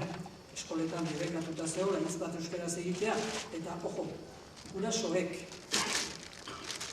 euskarakinaleak, agindu itezieten irakaslei, gure Jose Martinek ez dezala, hitz bat ere euskaraz egin, Eurra, baite bau, Horrego da esplikazioa. Han, garbi zegoen, shift bazala, baina Jose Martinek eskolatik atera ondoren euskara zaitzezun. Eta bere biziaren zati handiena euskara zaiten jarraitzezun, eta Josep Antonekin eskondu, eta umeak euskara zaitezuten.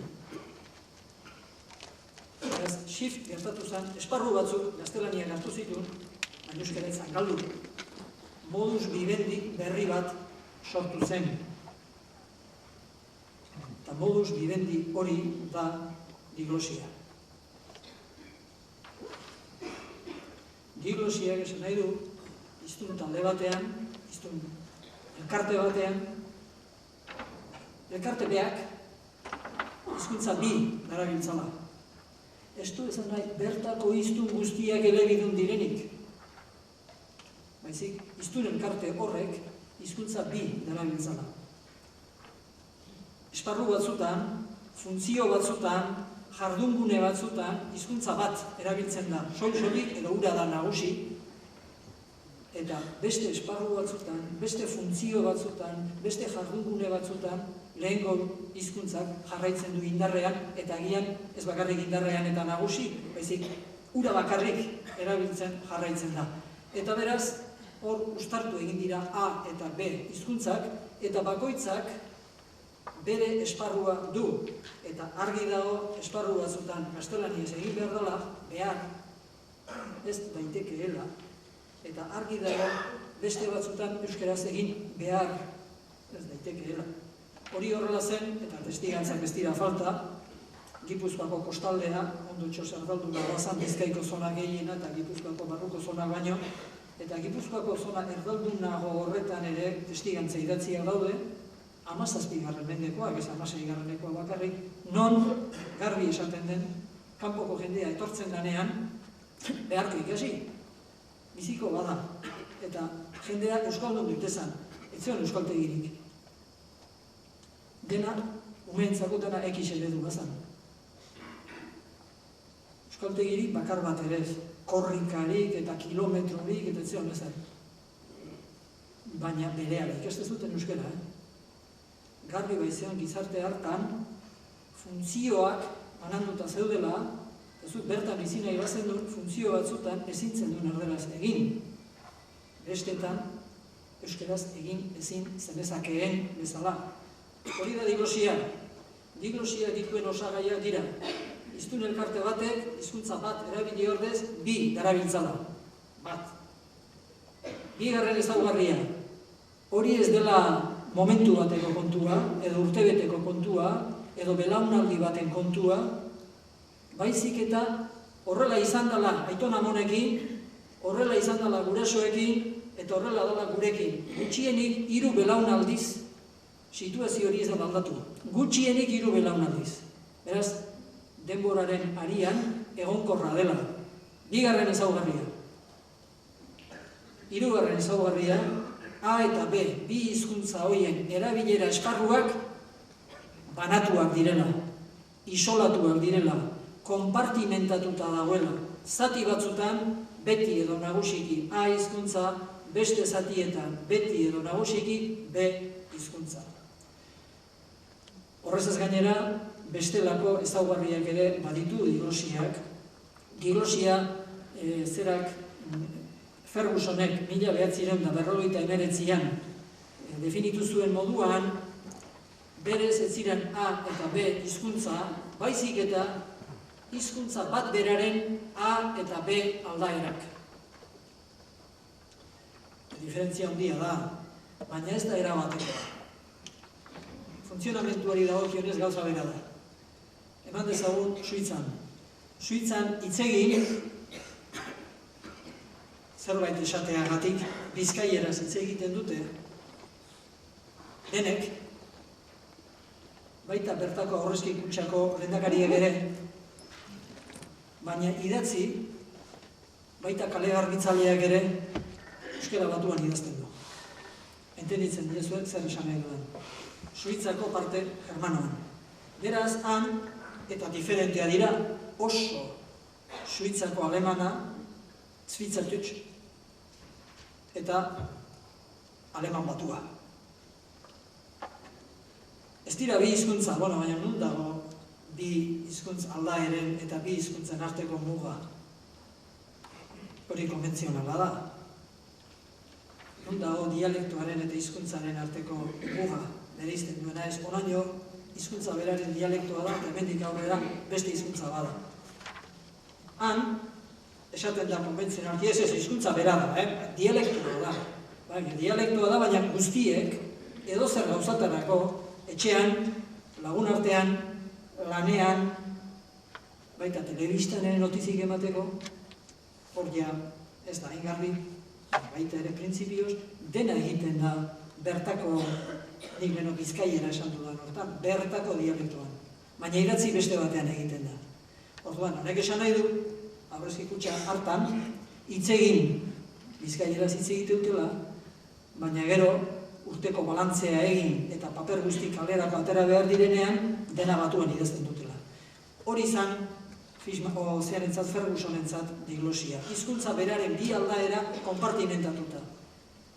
Eguneroko alorrean, ahoz, etxetik ikasten da moduan, maila bajuan, torreatik jarri zion, low, bajua, hori hizkuntzaren aldaera bada, eta eskola bidez ikasten dena, eta landuz eta idatziz lortzen dena, harreman formaletarako behar den beste hori haik, altua, hori batua da. Hori gero Gumpertz eta beste zenbaitek eta azkenean Fishmanek zabaldu egin zuten da esan zuten Suitzan, eta Suitza bezalako beste adibide horietan, ez horietan bakarrik, ez hizkuntza beraren bi dialekto edo bi aldaerekin, bi hizkuntzekin ere berdin gertatzen da. Eta orduan, hortik etorri zen, lehen esan dugun konpartimentazioaren kontu hori. Konpartimentazio horretaz, Heinz Klosek esatezun, hizkuntza beraren bi aldaera direnean, horri endoglosia esan dizeokegu, barruko diglosia da, eta bi hizkuntza aparteko direnean hori exoglosia, bi hizkuntza diferente direnez, kanpoko beste batekin da. Gauzak azaltzeko modu bada. Era berean, eta hau niretzat personalki, entenditzen, ez dakit, edo zailagoa da, edo ni horregin diskonformeago nagoen, esan izan da, eta Fishman edeak esan izan du, gauza bada konpartimentazio soziofuntzionala, baina baita ere konpartimentazio territoriala ere diglosi modu bada. Belgikan, nagusiki, zer gauza komplikatuago da. Zona batean frantsesez egiten bada, eman dezagun, egoan edo ego mendebaldean. Eta beste zonan, iparrean eta iparrekialdean, flamenkeraz, edo nahi bezue, holandesez, egiten baldin bada, hori ere diglosia da. Niri hitzat hori entenditzen asko zailagoa da. Zer batean denak egiteute frantsesez eta bestean denak egiteute flamenkeraz edo holanderaz. Hori niretzat diglosia baino gehiago elebakartasun bikoitza da. Bateko elebakarrak bestean bestea. Baina, hori ere konsideratzen da, batzuek konsideratzen dute diglosiaren kontua. Garbi ikusi dugu diglosiak edozein kasutan hizkuntzaren konpartimentazio egonkor bat eta hiztun talde, hiztun elkarte, hiztun herri osora zabaltzen dena adierazi nahi duela. Normalean hiztun taldea da horretarako egokiagoa. Eta ze esparrutan erabiltzen da bat, ze esparrutan erabiltzen da bestea. Esparruak, jardunguneak edo segun ze espezialista hartzen duzuen funtzioak, hizkuntzaren funtzioak entzungo zenuten, funtzioak eta dominio, jardungune, esparru, horiek ez dira guztiz gauza berak, segun espezialistak ikuspegi psikologiko badun edo ikuspegi soziologiko badun, ez diote esan nahi berbera eranzten, baina antzekoa dira eta komponente batzuk badituzte berdinak. Hortaz hitzeingo gelditzen zaigun orduterdian. Kasu honetan, funtzioak azalduko ditugu globalagoa direlako eta gero esparruak, jardunguneak, dominio horiek hartuko ditugu. Normalean, hizkuntza bat ala beste erabiltzen den eta hori funtzioarekin lotu nahi denean ikusi behar da nork hitz egiten du norekin, non, ze situazioetan, zertaz, horraino funtzioak eta dominioak bat datoz. Eta horri gaina eransten badiozu, eta zertarako orduan ja bene-benetan funtzioaz hitz egiten ari zara. Hori funtsezkoa da, zeren eta askotan gertatzen zaigu, gu hemen orain euskaraz ari gara, baina hemendik atera, eta kotxea aparkalekuan baldin badezue, ez nago bat ere seguru ez zuek eta ez nik hango apagatu behar bada handagoenari euskaraz egin ahal izango dio. Honek esan nahi du, segun norekin ari zaren, batzutan hizkuntza batean ari zarela eta bestean beste hizkuntzan ari zarela. Horregatik da, hain importantea ikustea, esparruak, dominioak, jardunguneak zer diren, eta hori ikuspegi psikologiko goti behiratuta horri erantzi behar zaio, nork norekin non zertaz hitz egiten du kolektibo horri erantzi behar zaio eta zertarako. Informazio bat transmititzeko, bere aurrean luzitzeko, berarekin asarrez daudela implizitu bi adierazteko, hori da funtzioak duen plusa, dominioak, esparruak normalean izaten ez duena. Esparruetara pasa horretik, ikus dezagun, hizkuntzaren bizi indarra kontzeptua nola garatu izan den, azkeneko, batez ere azkeneko 25, 30 urtean. Hizkuntza batzuek inpaktatzen dutenean besteekin, batzuk indartsuago dira, beste batzuk ahulago. Batzuk osasuntsuago daude, besteak gaixoago daude. Hizkuntza baten bizi indarra, noraino dago osasuntsu, ze neurritan dago bizirik, galdetu nahi badezu, hori neurtzeko tresna bat baino gehiago sortu izan da. Neurpide ugari daude. Neurpide batzuk oso makro-soziologikoa dira, beste batzuk xeheagoa dira, gehiago enfokatzen dute giza hiztunen eta beraien arteko harremanen kontura. Erdibidean edo dagoena, eta asko erabiltzen dena, Giles, Taylor eta Richard Burisek, 1977an sortutako ethno-linguistic vitality da. Hori gainera gaur egun asko entzuten den kontua da, gure artean, mundu utxo hontan mugitzen garenon artean. Aspaldidanik, esan bezala, gure artean dago, 27 urte ditu dagoeneko, baina oso ezaguna da. Badira beste neurpide batzuk, hizkuntzaren bizi indarra neurtzeko, esate bateako, Covarrubiasek garatu zuen etoglosia, eta badira beste batzuk, orain ez dugu astirik goiek ikusteko. Bakarrik gogoan izan, hizkuntza baten bizi indarra, hau noraino dago, bizirik noraino dago hilda, neurtu nahi denean, hori neurtzeko kriterioak egon badirela, eta inork informazioa nahi baldin badu, gustora pasako diogula. Gatozen beraz, gaurko azken ordutapikoan ikusi behar dugun honetara. Mintza jardunaz hitz egingo dugu, zango ze, hau ere asmatu gara luan. Zer da mintza jarduna? Inglesez, language behavior, esaten dutena, komportamiento linguistiko normalean gaztelaniaz esan izan dena, hori litzateke Sprachverhalten, hori litzateke alemanetik ia hitzez itzulita mintza jarduna. Personak, esan dugu, segun norekin, non eta zertaz diharduen, erabiltzen dugu bertako dialektoa, edo erabiltzen dugu euskara batua, edo erabiltzen dugu gaztelania informal takos betetakoa, edo erabiltzen dugu gaztelania, baina dotoreagoa, segun giroak agintzen duna. Eta hori denok egiten dugu, eta hori egiten ez dugunok, esan nahi du, ez garela hiztun onak. Hori, esan nahi du, ez hiztun zainduagoak, ez. Hiztun zainduak badaki noiz erregistro bat erabili eta noiz bestea. Erregistro guztiak, bai etxekoa, bai eskualdeko eskokia, bai euskara batua, bai gaztelania, arrunt, informala, bai gaztelania jasoa, denak ditugu gogoan eta denak erabiltzen saiatzen gara eta horiek ongi erabiltzen ditugu neurrian gara hiztun ederra eta bestela ez. Euskalkia ez jakitea ez da plus bat, minus bada. Gaztelanian egun osoa mekauenka hitz egitea eta hori bakarrik erabiltzea, zertako gabi erregistro batekin nahikoa deuta, hori ez da plus bat. Horrekin problemak izango dituzu, segun non jardun behar duzu. Beraz, persona batek erregistro lehen aipatu ditugun aldaera asko ditu, eta batzutan aldaera batez jarduten du, bestean bestez jarduten du. Personen mintza jardun horrek aldakuntzak ditu, variazioak ditu, guztiok ez dugu berdin hitz egiten hemen orain hitz egin dezakegun moduan, edo etxera joan eta zapatila jantzi, eta ze gaur zen moz, eta zesan gizut eta umeekin aizu, eta gaur ez da zer da. Haiekin agian, etxeko euskera, erdi Donosti inguruko euskalki modu erdi batu, bantxa jaztak egiten den, holako bat egingo deu, hemen saiatu tengea, baiz pare, dotorexeago jarduten. Ez dugu berdin egiten.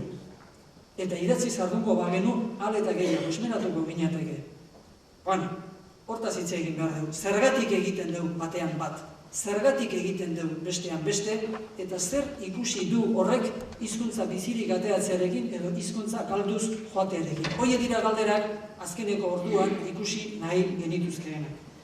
Beitu, mintza jardunaren azterketa aldakuntza iturrien arabera ikusiko dugu, ze iturri nagusi dira gure mintza jarduna aldatzen dutenak. Bat, agerbidea, bestea, edabidea. Hirugarrena situazioa eta laugarrena jardungunea. Total, ez da ezerrenten ditu. Baina, gauza badaukazu zuen alde, inglesez jarri bagenitu, ez da ere.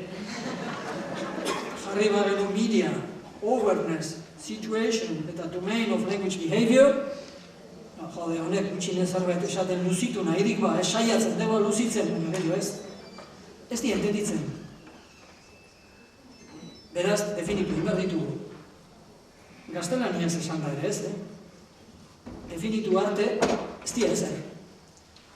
Beraz, zer da agerbidea? Kasuren batean gaizki sartu dugu, adierazbidea jarri dugu, agerbidea behar genuen, lekuan uste dut, baina zer da agerbidea? Hizkuntza, era batera baino gehiagotan erabiltzen da. Batzutan hitz egiten dugu orain gertatzen ari dena. Zuek, entzuteaz gainera, irakurtzen ari zarete, bigarrena, hori beste agerbide bada, hizkuntzaren beste agerbide bada. Eta zuetako batzuk apunteak hartzen ari zarete, idazten ari zarete. Zuek 3 en 1 egiten ari zarete batzuk. Bueno, 2 en 1, momentu honetan. Ulertzen da zer esan nahi dudan. Horiek, hizkuntzaren aldakuntza iturri dira. Askotan gertatu izan da, eta gertatzen da oraindik, euskaldun peto-petoek, erderaz hitz egiteko ere oraindik kosta egiten zaien horietakoak, atzo realak zer egin zuen jakiteko, dudaik izan zer periodiko eusiko, ala dudaite alde zuen. Hizkuntza batean hitz egin duizu, baina 3-2 egin zula, bestean irakurriko du, hori da, agerbidea. Ze esanik ez, udaletxea joan behar baldin badu, bere soziedade gastronomikoaren azken ze alta matea, eta paper baten zerbait jarri behar badu, nola ingo bat, dakienean, erderaz. Beraz, persona berak, eta hizkuntza talde osoek, jarduera diferentea dute, segun hitz egiten duten, segun irakurri egiten duten, segun idatzi egiten duten. Hori da, persona baten mintza jardunaren lehenengo aldakuntza iturria. Bigarrena, edabidea. Zenbateko edadura duen jardun horrek. Bata da, barne hizkera. Ni ontaz oso gutxi izango izuez, benetan, ez dakit gauza handirik, ez dut ontaz bibliografia handirik irakurri, baina badakit importantea dela.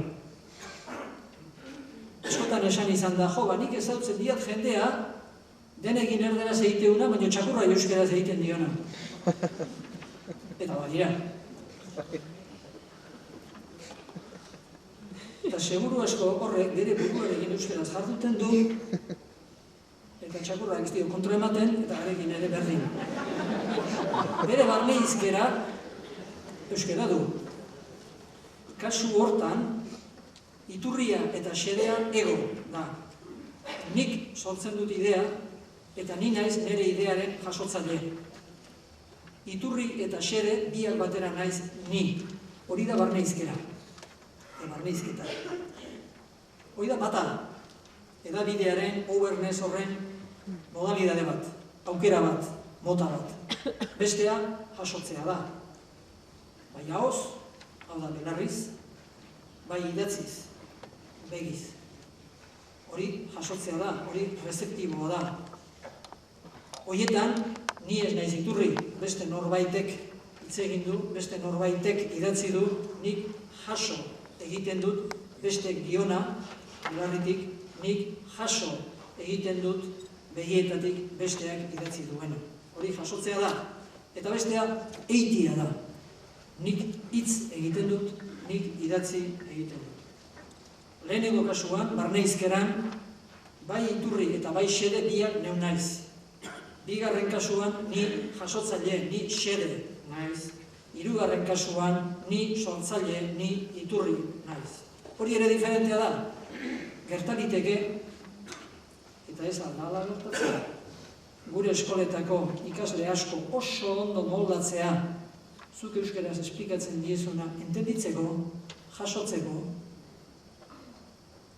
bai hitzez esaten diezuna entenditzeko, eta bai arbelean idatzi dezuna edo liburuan, testu liburuan daukana irakurtzeko, eta kapaz ez izatea, hori bera euskeraz hitzez emateko, edo horren gainean diktaketa txukun bat egiteko.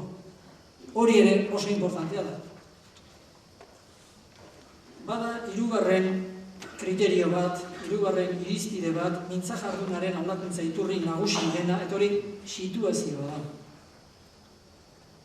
Bueno, situazio jarri dut, inglesez ala diotelako, egoera, nahi duzuena esan, hola esan da, nik uste entenditzen dela. Hor, batez ere, 3 maila bereizten dira. Situazio formala, situazio informala eta situazio intimoa. Hemen ez dugu ondo idatzi eta markatuko ezue, okertxo batzuk badaude, intimoan senar emaztea hori, senar emazteak abat sobra eta kar falta. Bueno. Situazio formala zer den, gutxi gora bera, danok entenditzen dugu, orain egiten ari garena. Jasoa, landua, jendaurreko izkera edo idazkera zaindua, txukun xamarra. Horrek izkeraren erregistro modu bat eskatzen digu denoi, eta erregistro hori lantzea eskatzen digu.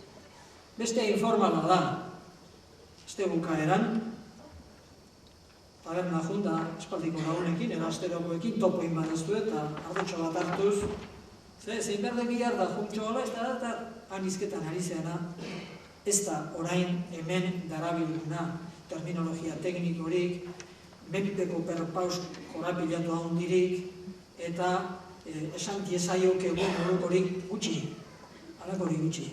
Hori informala da, horrek beste bere arauak ditu. Eta gero azkenean bada intimoa. Eta hori ere importantea da. Zein erabiltzen da txistea kontatzeko? Batzutan informala, beste batzutan intimoa, segun norekin ari zaren eta segun txistea noraino den gordin eta abar. Azpimultzo horren bat bada horren barruan, kripto hizkuntzarena, gure bezalako hizkuntzetan, hizkuntzak badu doai bat, hizkuntza handiek ez dutena, dana ezin, kalamidadea izan. Eta da, gure bezalako hizkuntzak kripto hizkuntza moduan erabil daitezke. Zuk, albokoarekin hitz egin dezakezu, 200 personan aurrean, eta 200 tutik entenditu ez. Claro, albokoak eta zu bakarrik baldin badakizu hizkuntza txikia. Claro, oin Salamankara joaten bagea. Zera, joango beran txorreta. Joaten bagea. Eta ez bagea bideok euskeraz. Han pasau por ahí, no sé si eran eslovacos. Cada vez hay más emigrante, desde luego. Ez da entenditzen. Nun eta ez gehan azten erderazko hitzak esaten, pues debe de ser algo de por aquí, porque decían kilometroak. Bueno, hori kripto hizkuntza da, eta euskerak horren ez dauka bastirik, baina horretan erabilera eta dokumentazio handia dauka, bai Euskal Herrian. Esate baterako, gurasoek seme-alabe euskera transmititu izan ez dietenean, gurasoek beraien artean zerbait isilik ordena egitenean euskaraz egite zuten, beti erderaz seme-alabekin. Seme-alabek euskaraz akin ez, eta orduan komeni zenean, senaren azteek euskaraz egin. ¿Qué habéis dicho? Itzik ere. hori da kripto hizkuntza. Hori hemendik kanpora egin izan da, badaude dokumentuak karteos egite izanean, eta Madrilen dagoen bat kortean, edo Mexikon zegoen monja bat, eta haiekin, euskeraz, inork enteratzen nahi etzen duna. Hori, bigarren mundu gerran gertatu zen, eta nuek esate bateako, Navajo indioak erabiltzen zituzten, abisatzeko atakea bihar jo behar diago. Bat Pentagonoan, Pentagonoan non zegoen, bestea frentean, haiek beren artean Navajo zitzegin, edo Morse bidez edo, eta alemanak ezin jakin, atakea noiz da non izango zen. Navajo zitzeitu bezuten, hori da kripto hizkuntza. Bien, eta azkeneko zera kriterioa, mintza jardunaren aldakuntza iturria baraizteko jardungunea da. Jardungunea, dominioa, esparrua, kriterio aurrekoak ere bai, baina funtsezkoa da.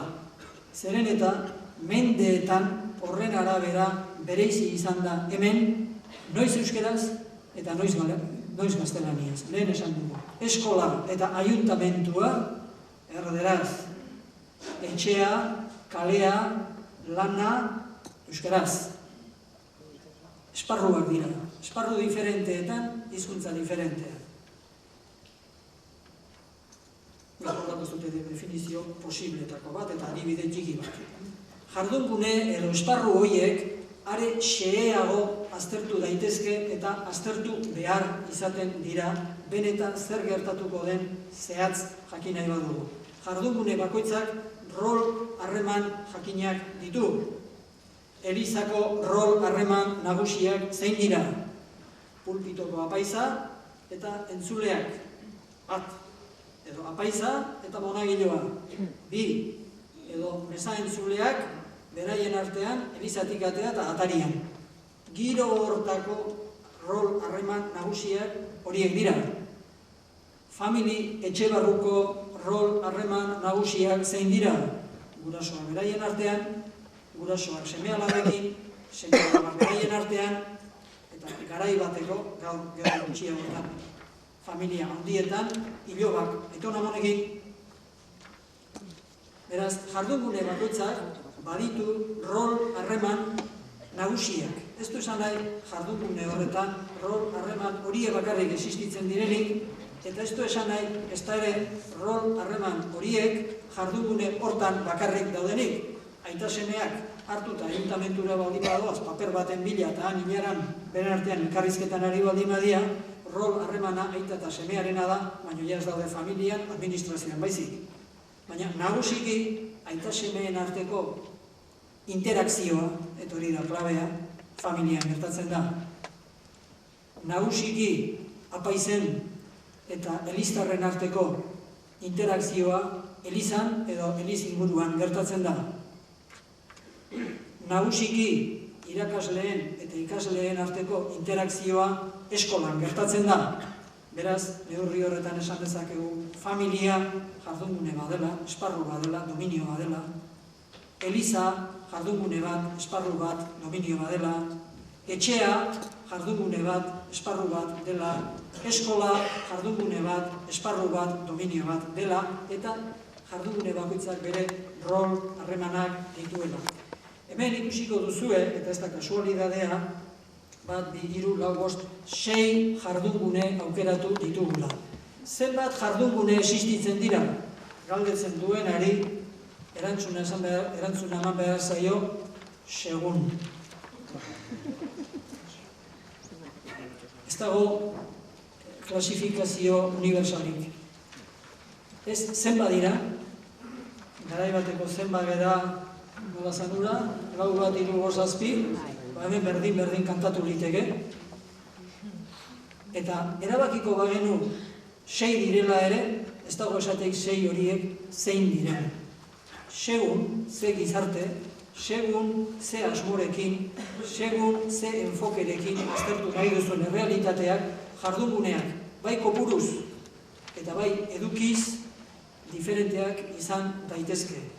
Izan dira enfokeak, jardunguneak ugari antolatu izan dituztenak, garai batean gogoan dut hemen, Eusko Jaurlaritzatik olako jardunaldi batzuk antolatu ditunean, 12 jardungune antolatu genitut, ustez gauzak hobeto, luparekin hobeto eta zorrotza baztertuko genituelakoan, eta kanpotik etorritako espezialistak esan ziguten gauzak, baina merezi izan aldu hainbateko puskak egitea, gero egitako askotan euskara ia ez dela egiten esateko.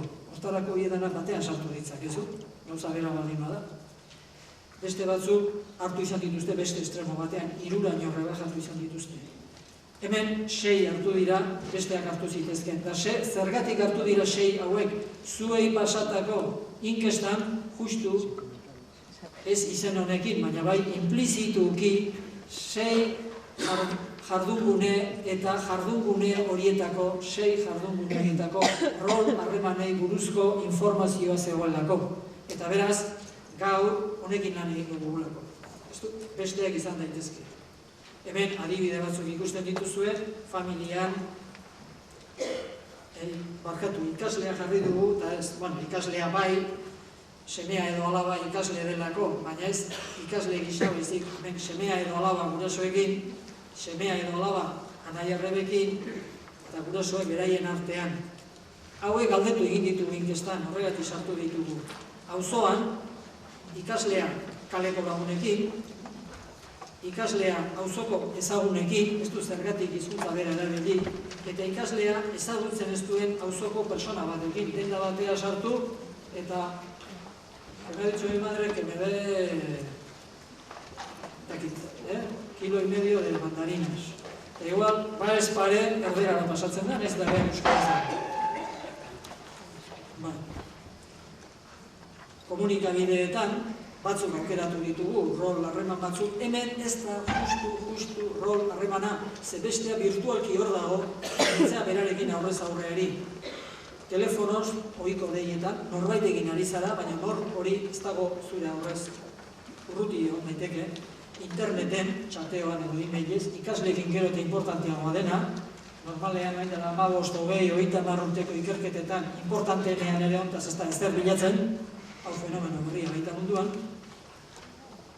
irratia bai, CD-ak herriago, ikusten duzuen nolabait ere zer rol harreman hartu litezken kirolean eta elizan ez dugu sartu. Eta honekin zer egin daiteke? Honekin egin ditekena da, oain arte aipatu ditugun kriterio hauetanak taula batean sartu, denak, batitu ondo, eta ikusi ze ateatzen zaigun, hori digeritzeko moduko edaria den. Hori da, munduan,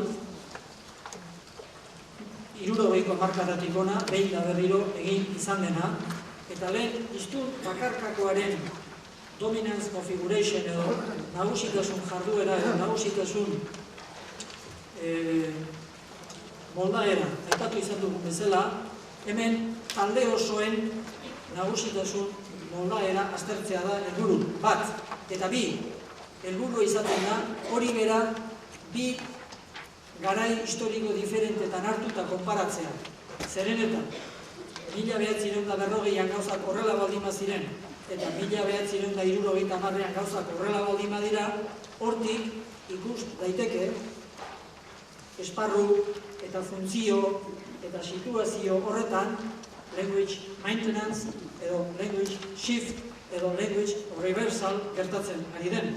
Horretarako balio du, bi argazki ateratzen badituzu, esan zein zen situazioa, eta zein da situazioa, eta zertan ari gara aurrera, zertan ez aurrera eta ez atzera, zeintan aigera garbi atzera. Hortarako bi argazki atera behar dira. Guk hain dela 15 egun argazki bat atera dugu, eta beraz hemen emango duguna, ez da kompletoa inondik inora. Orain dela 15 egun atera dugun argazkia, hemendik 20 urtera berriro ateako bagenu, eta biak konparatuko bagenitu, orduan egingo genuke atzerrian egin izan den horren antzeko zerbait.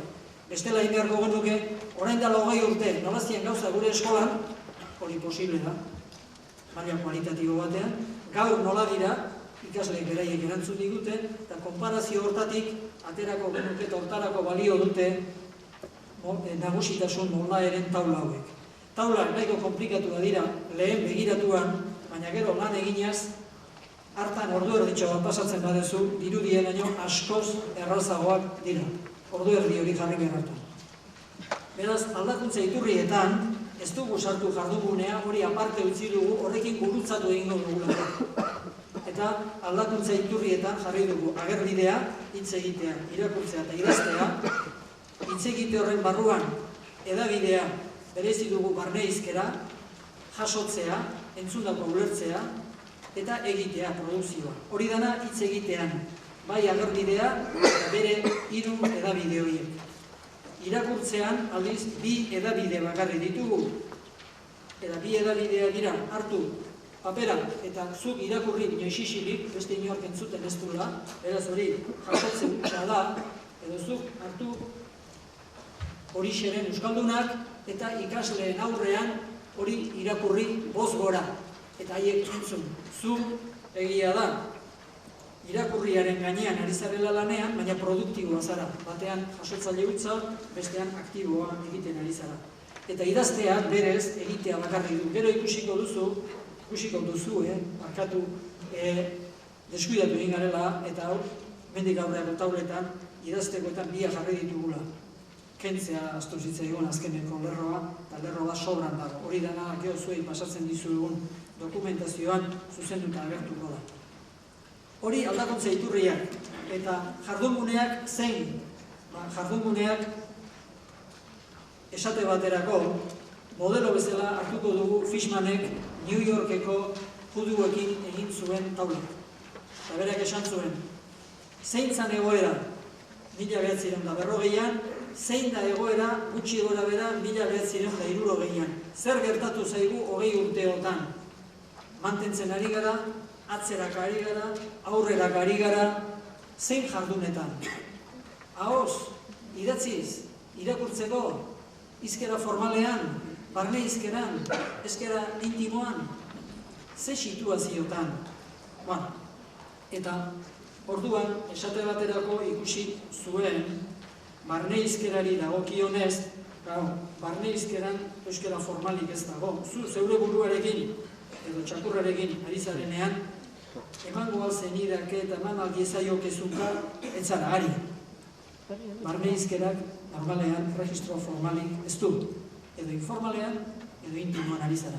Ametxetan, litekena da, intimoan ari izatea. Zuan ari zara zure Andriekin, ametxetan.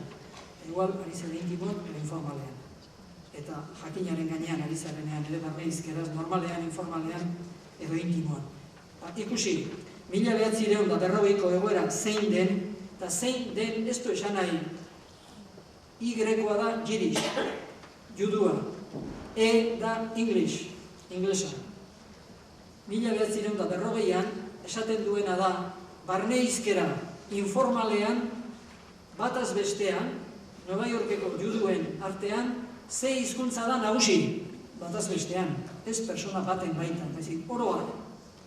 Eta ikusten du, jendeak, juduek, bere kabuz hizketan ari zirenean, Yiddishez ari ziren. 60an inglesez ari ziren. Barne hizketaren barruan, martxatrasa gertatuta zegoen. Eta intimoan berdin, Yiddishetik Englishera pasatatzen den. Baina, auzoetan bizi ziren juduak, bereziki, auzoetan. Eta auzo horietan, beren auzoko lagunekin nola egiten zuten. 40an, hizkuntza informalean, Yiddish zen nagusi, baina 60an, ikusi beti 60ai fletxa bat jarri diogula, fletxa horrekin esan nahi da, Fishmanen, zein da joera nagusia?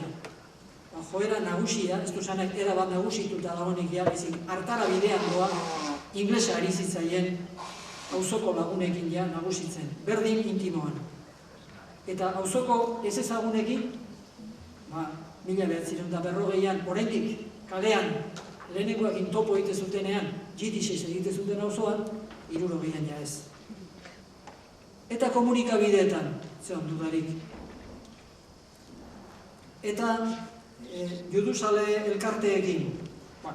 Hemen ikusten duzue, eta ezin de ustako bastirik hau danak ikusten, eta totala emango dugu egi. Eta totala bastuko dugu. Eta orduan, berak egiten duena da, hartu hitz egitearen azterketa, barne hizkera jasotzea egitea, irakurtzea jasotzea egitea, idaztea egitea, eta hori gaina maila formalean, informalean, intimoan, eta gainera jardungunez jardungune, esparruz esparru, eta ze ondorio ateratzen zaio, abrumadorea. Juduak, jidixetik, inglesea pasatzen ari dira, jardungune, funtzio, situazio, edabide eta agerbide gehienetan. Nun gelditzen da oraindik jidixa esateko moduan ez da erabat galdu. Asko behitu behar da, eta gainera ikusi ez. Praktikan, 60 denetan, language shift, mintzaldatzea oso aurreratuta zegoen New Yorkeko juduen artean. Guztien artean, ez modernoen artean. Hori bada beste kontu bat. Minorietan, gu bezalako jende modernoa gara peligrosoenak. Gu gara lehenengoak aldatzen dugunak. Basarriko mutilzarrak ez dira hain azkar mugitzen. Hai esegi dute. Baina gizarte modernizatuak, eta ez dauka gaur astirik, arriskuak, naiz eta pentsaeraz, eta gogoz, eta jarreraz, eta nahi deken guztia. Baina ein, juduak badira oraindik New Yorken eta New Yorken kanpora, erlijio badakizua beren zea horiek instintzirik ibiltzen dianak, hoie judu jarraitzeute, erlijioari oso lotuak, betiko gizarte modu eta balore tradizionali lotuak, hoie segitzeute, baina gehienak ja 60 aldatzen ari ziren. Bueno, eta hemen ikusten duzue, hori taula badela. Posible dira 1000 taula diferente. Hau da, hizkuntzen nagusitasun moldaera aztertu nahi direnean, segun ze enfoke eman nahi dezun, taula bat edo beste egin dezakezu. Hemen ikusten dituzue beste 2 taula. Goiko taulak, esate baterako Miria, lehen esan dugun agerbidea eta awareness lehen esan dugun edabidea badauzka, baita ere badauzka jardunguneak, familia, auzoa, lanmundua, eta jardungune bakoitzean role relations, role harremanak badauzka, baina honek esate baterako kendu egin du situazioa. Informala, formala, intimoa. Kendu egin du azterketa makrosoziologikoagoa egin duelako eta ez hain mikro. Hemen ikusten baldin baduzue behekoan, antzera gertatzen da, beste enfoke bat egin du, badago agerbidea, badago edabidea, domains, badaude jardunguneak, rol harremanak, eta hemen ere ikusten dena da, eta igual merezidulako ikusiko dugu beheko taula horretan, 1940 eta 1970 artean, begiratzen badezue, non gelditzen da jidish, juduen arteko hizkuntza nagusi. Gelditzen da, ez ja esparru osoan, baizik esparru osoko harreman sare edo rol harreman jakin batzuetan, husband-wife, senarremazteek 40an jidish zuten nagusi, orain ordua baino 30 urte zaharragoa dira, baina jidish jarraitzen dute senarremazteek. Eta baita ere generazio bereko zaharrek lehen jidish ez egite zuten 40an, eta haiek, zaharraiek, orain ere berekin biltzen direnean jidish ez jarraitzen dute, baina gazteek ordurako ja, inglesez egite zuten da baina ere inglesa dute nagusi. Non gehiago dauka jidishak oraindik zeukan, 30an indarra? Babetu non. Supporter writer, hau da, euskaltzale elkarteetan bezala, hor gelditzen diazken reduktuak, lealak, loialak, euskaltzaleak, eta irakasleak. Jidish zuten nagusi, eta jidish jarraitzen dute. Supporter dira euskaltzaleen modukoa beraien artean. Jidish egite zuten, eta jidish jarraitzen dute. Gaur, ez da Era hontako analisiak egin litezke gure gana etorreita. Noiz hitz egiten, noiz idazten, noiz entzuten, noiz guk sortzen, noiz hizkera intimoan, noiz hizkera informalean, noiz hizkera formalean, noiz etxean, noiz auzoan, noiz lanean, noiz eskolan, noiz jolasean, eta horietako bakoitzean, etxean esate baterako, senar-emazteak beraien artean, senar-emazteek seme-alabekin, seme-alabek beraien artean, rol harreman horietan. Ez genuekan astirik, modurik ere ez barkatuko dezu hori dana egiteko, eta Fishmane bezala guk ere suprimitu egin dugu. Ze suprimitu dugu? Situazioari dagokion atala. Intimoa, informala, formala, suprimitu egin dugu. Hori sartu izan bagenu, seguru asko, are informazio aberatsagoa aterako genuen, ez gara gai izan. Hala ere, atera ditugun taulak, badakizuen nondik aterata dauden, zuek eskutan erabili dituzuelako, eta aitortu behar dugu, ehundoko arrakastaz erabili dituzuela, lehen komentatu dizuegu, etorri dan erantzunak, txunditut utzi gaitu, hori egia da. Beraz, hemen zer dagoen, nahi bain esplikatzen hasiko.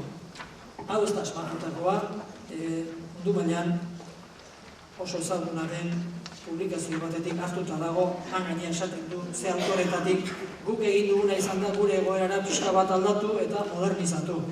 Han txate horik eta internetik eta ez da aipatzen, hemen bai, uste dugulako gazteen artean hori gaur hemen importantea bihurtu dela. Eta guk uste baino demora gehiago pasatzen dutela gauza gehiago.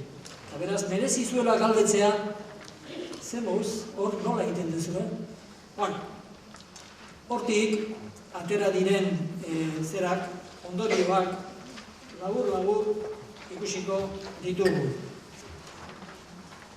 Adibide batzuk, lehen da bizi, emango dizkizuegu. Beira. Erdaldun giroko D eredu bat hartu dugu. Erdaldun giroko D eredu bateko ikasgela bat.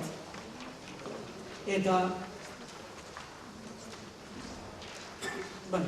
galdetu, badakizue galdera zein den, eta gela osoaren erantzuna dago. Hau ez da persona baten erantzuna, baizik ikuspegi kolektibo batetik, ez makrosoziologiko batetik, baina gela baten konportamentua, gela baten language behavior.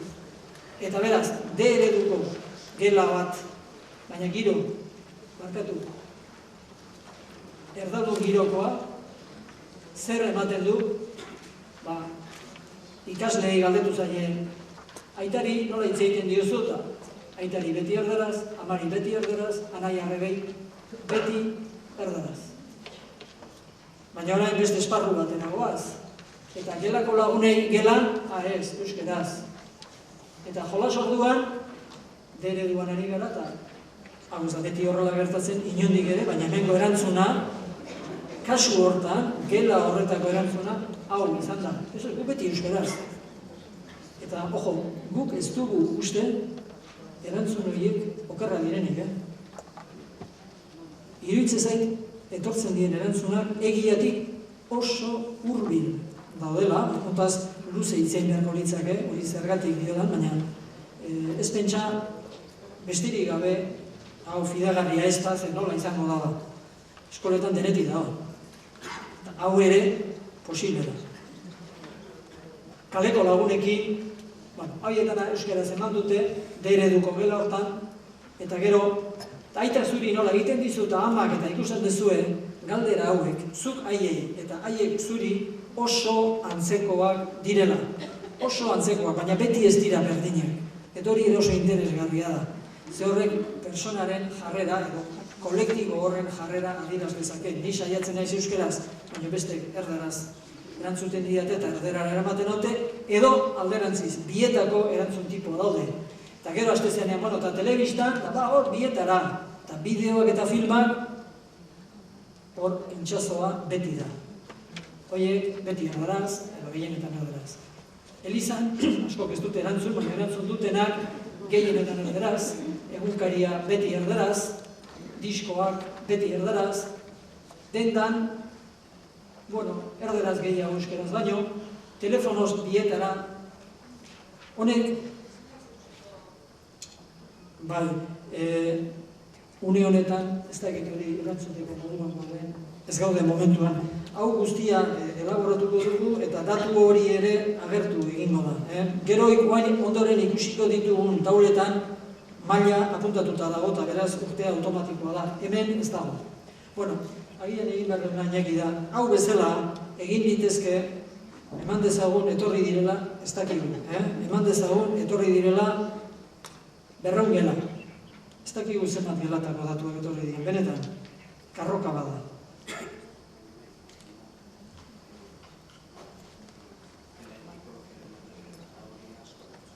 Izugarrizko aldaketa dago gela batetik besterata. Nahi baldin baduzuena, egingo dugu.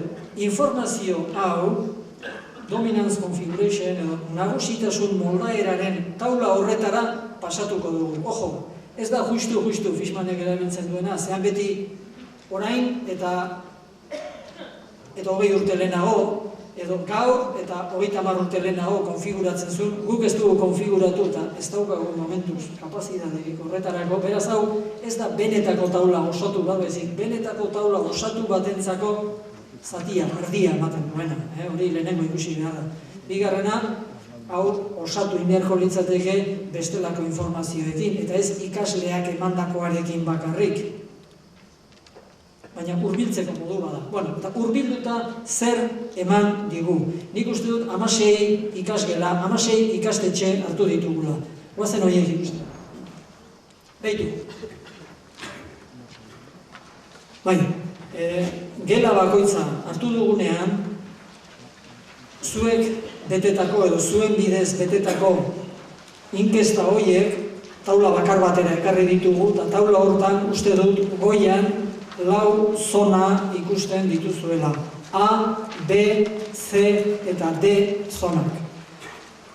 Egindako galderak 4 atal nagusitan banatu ditugu. A hori da inkestako azken partea. A horrek batazun. Aitak badaki euskeraz. Ezerrez eta oso ondo bitartean, zian, ezerrez, pixka bat, ondo xamar eta oso ondo, gutxi gora, bera buruz adinez. Bigarrena, A, B, gauza bera, baina 10ekin. Ba aldaki, zen badaki, ezerrez, pixka bat, ondo xamar, oso ondo. Eta A, berez 3 izan zitekeena, baina gu berriro bat jarri duguna, da, aitak eta amak alkarrekin zure etxean nola egiten dute.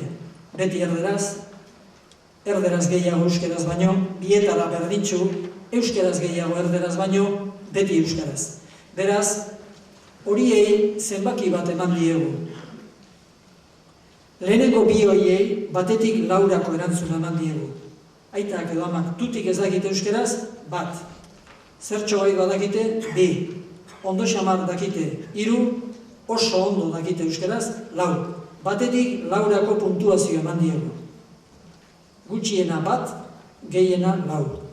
Hortik aurrerako guztiei, bai A horretako honi, A-ko honi, eta bai B eta C eta D guztiei, batetik 5 puntuazio eman diegu. Zean galdetzen da nola egiten dizute, nola egiten duzu, nola egiten dute.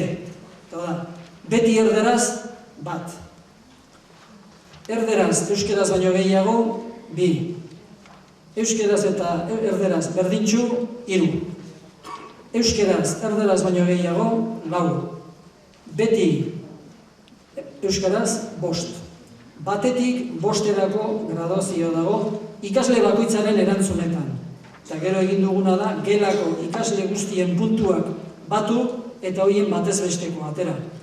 Nola baitere, gela batean ateratzen baldin bada, jolas orduko bataz besteko puntuazioa 2,5, ez 3,5 dela, bat eta 5 artean, media, ez nahi zonduari barkatu, 3 dela, ateratzen bada, hori da, 3 da media. 5 litzateke gela horretan denak jolas orduan euskeraz ari dira. Bat litzateke gela horretan denak erderaz ari dira. Ikusten duzu, bai? Eta hori eginda denetan, eta hori esan dugu, bueno, Guk numero eman dezakegu, eta numeroa hemen dago emana. 2,5, 2,3, 1,8, 2,4, 2,2, 2,5, 3,8. Lehenengo A1 eta A2 hoietan, media 1 eta 4 bitartean, zer da? 2,5, 1, 2, 3 eta 4 bitartean, media da 2,5. Beraz, hemen 2,5 hortan, esan nahi du, gela hortako ikasleen...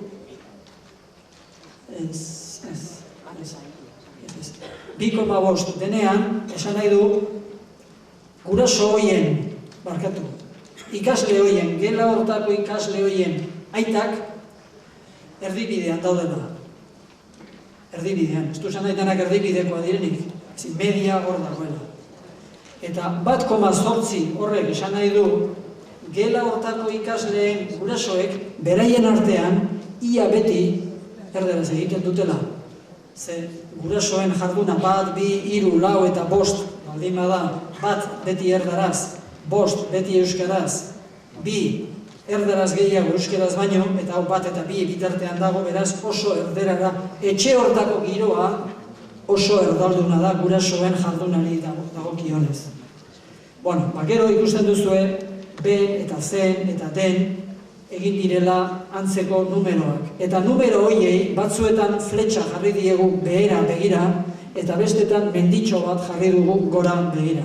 Honekin, esan nahi dugu, fletxa bera dagoen kasuetan, nagusiki erdera dela hor, harreman horretan, indartuta agertzen dena. Eta menditxoa dan kasuetan, nagusiki euskera agertzen dela aurrera. Beraz,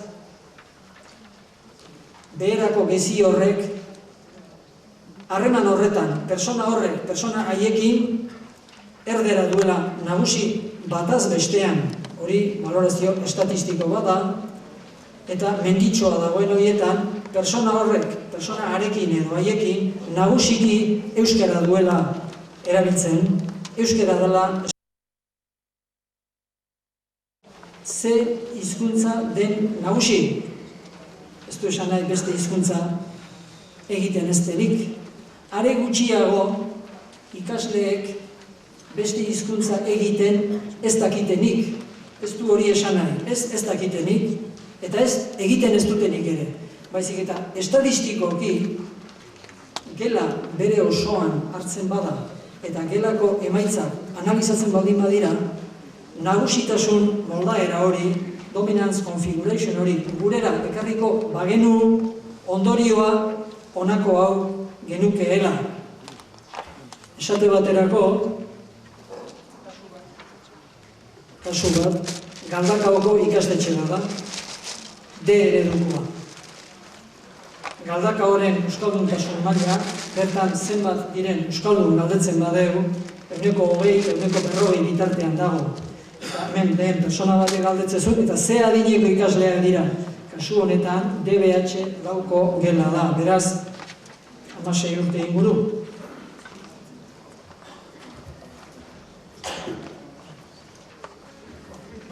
Datua hori izanik, ikusiko duzuen, bi kolore erabili ditugula nagusiki.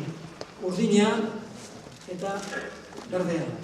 Urdinean, horko gelaska horietan, esan nahi du, ikasgela horrentzat, ez bertako ikasle honentzat edo harentzat, ojo, baizik, media bezala, estadistikoki urdinetan gaztelania da nagusi. Berdeetan euskara da nagusi. Eta gero, hor badago beste kolore batekoa, hori da, ikasgela hortako ikasleen gurasoek beren arteko harremanean zer egiten dute. Batez ere euskaraz, batez ere gaztelaniaz, erdibidean, ikusten da, gela horretako ikasleen gurasoek, beren artean gurasoek gaztelaniaz egiten dute. Datu hori aparte jarri dugu, iruditzen zaigu, badela bestelako korrelazioak egiteko kontuan hartzea merezi duena. Ez da inola ere faktore bakarra, baina bada kontuan hartzeko faktorea edozein kasutan ere. Zer ikusten da? ikastetxe horretako 16 urteko DBH lauko ikasleei dagokienez, familian gaztelania dela nagusi. Auzoan gaztelania dela nagusi. Eskolan ereduko ikastetxea da. Euskara dela nagusi. Komunikabideetan gaztelania dela nagusi. Kirola eta Eliza, edo ez dute erantzun, ez zegoen nagusitasun gauza hondirik. Nahasita zegoen gauza, eta nahasita dauden horietan, erdibidean edo gauzak erdibidean daudenetan, ez berde eta ez urdin. Ez dago nagusitasunik. Nagusitasunak esan nahi dugu, ona makurtua edo ara makurtua, baina erdibidean daudenak, ez dute nagusitasunik definizioz. Zer ikusten da? Eskola uarte badala. Erdal itsasoan dagoen euskal uarte bat. Bigarrena, Amezketako ikastetxea. D eredukoa, herriaren euskalduntasun maila 80 eta 100 bitartekoa, 186 dela uste dut, Amezketaren hor dabil. Hau, gainera, LMH3ko ikasleen gela da. Beraz, ez dakit hobeto jakingo duzue, 8-9 urtekoak edo izango dira, ezta? Bueno, esplikazio hori ez du behar. Hau ere existitzen da.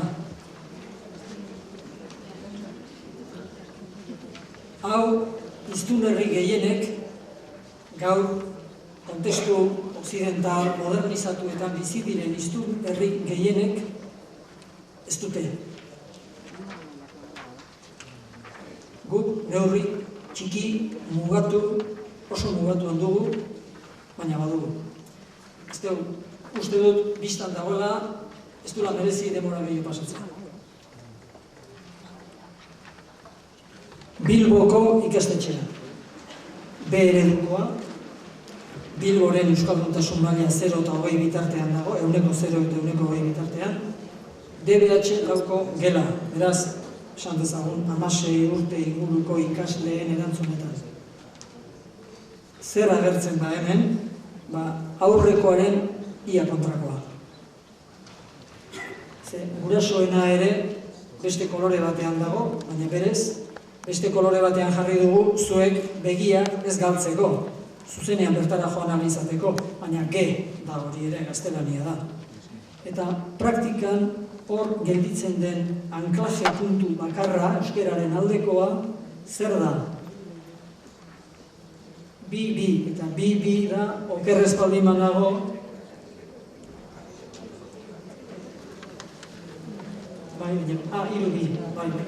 hiru bi eta hiru bi da irakasleak zuri gelan nola hitz egiten dizu. Nagusiki esan digute euskeraz, eta zuk, ojo, jasotzea, hitz egitea jasotzea ikusten duzu. Beraz, zuk irakaslea hizketan ari denean, jasotzen duzun hitz isuria nagusiki euskaraz da. Hori esan nahi du. Eta praktikan euskarak daukan indargune handiena nagusitasunari dagokionez, hau asko azpimarratu nahi nuke. Honek ez du esan nahi euskarak presentziarik ez duenik beste inon. Nagusitasuna hor bakarrik duela.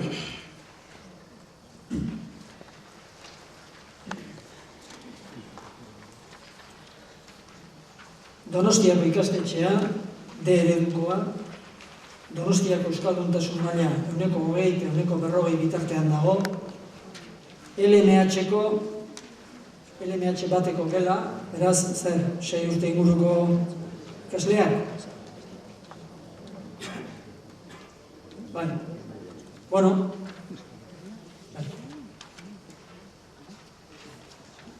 gurasoak nagusiki erderaz ari dira beraien artean. Auzoan nagusiki erdera entzuten da, erderaz jarduten dute. Baina eskola momentu honetan nagusiki euskal iturri dute, eskolaren esparruan euskararen nagusitasuna nabarmena da, ez bakarrik hitz egiterakoan, baita irakurri eta idazterakoan ere. Hau etzen gertatzen noen dela 40 urte. Irakurri eta idatzi euskaraz umerik euskaldunenak ere etzun egiten, hori orain egiten da, hor irabazi da nolabaiteko leku bat, arnasgune bat. Eta komunikabidei dagokienez, lau bi, ez dut hain gogoan, zein den, niake ez dakit, zein den hori ikusi beharko genuke zuen.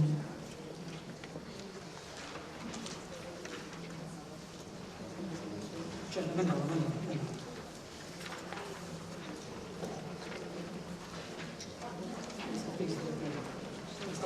Berdin, gero begiratu eta esan duzuegu, hor ere ikusten da euskarak lekua dula eta baita kirol munduan ere.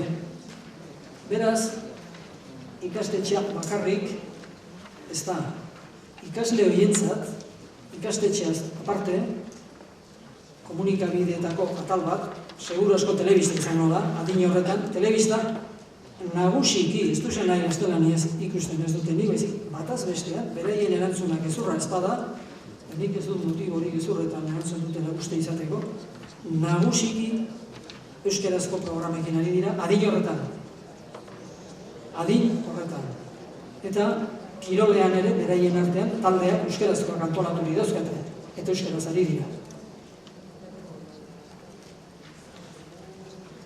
Gasteizko ikastetxea, B eredukoa, Gasteizen euskalduntasun maila 0-20, LNH 5-eko gela. Hemen zer ikusten da, ez dut demora gehiagi pasako.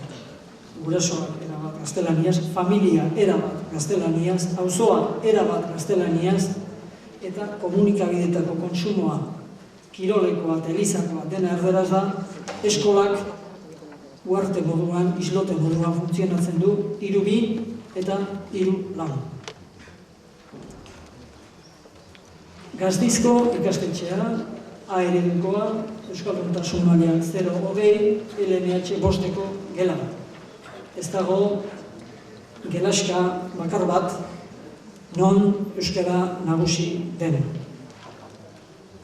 Lehen kontrako esan dugu bezala, hemen ere, luze itzein dezakeo, baina esplikazio handirik ez dut uste behar duenik. Alegiako ikastetxea, D eredukoa, euskalduntasun maila, 180, 100 ingurukoa, DBH 4 gela, beraz, 9 urtekoak. DBH, barkatu, LNH, DBH, 16 urte inguruko. Bai, bueno.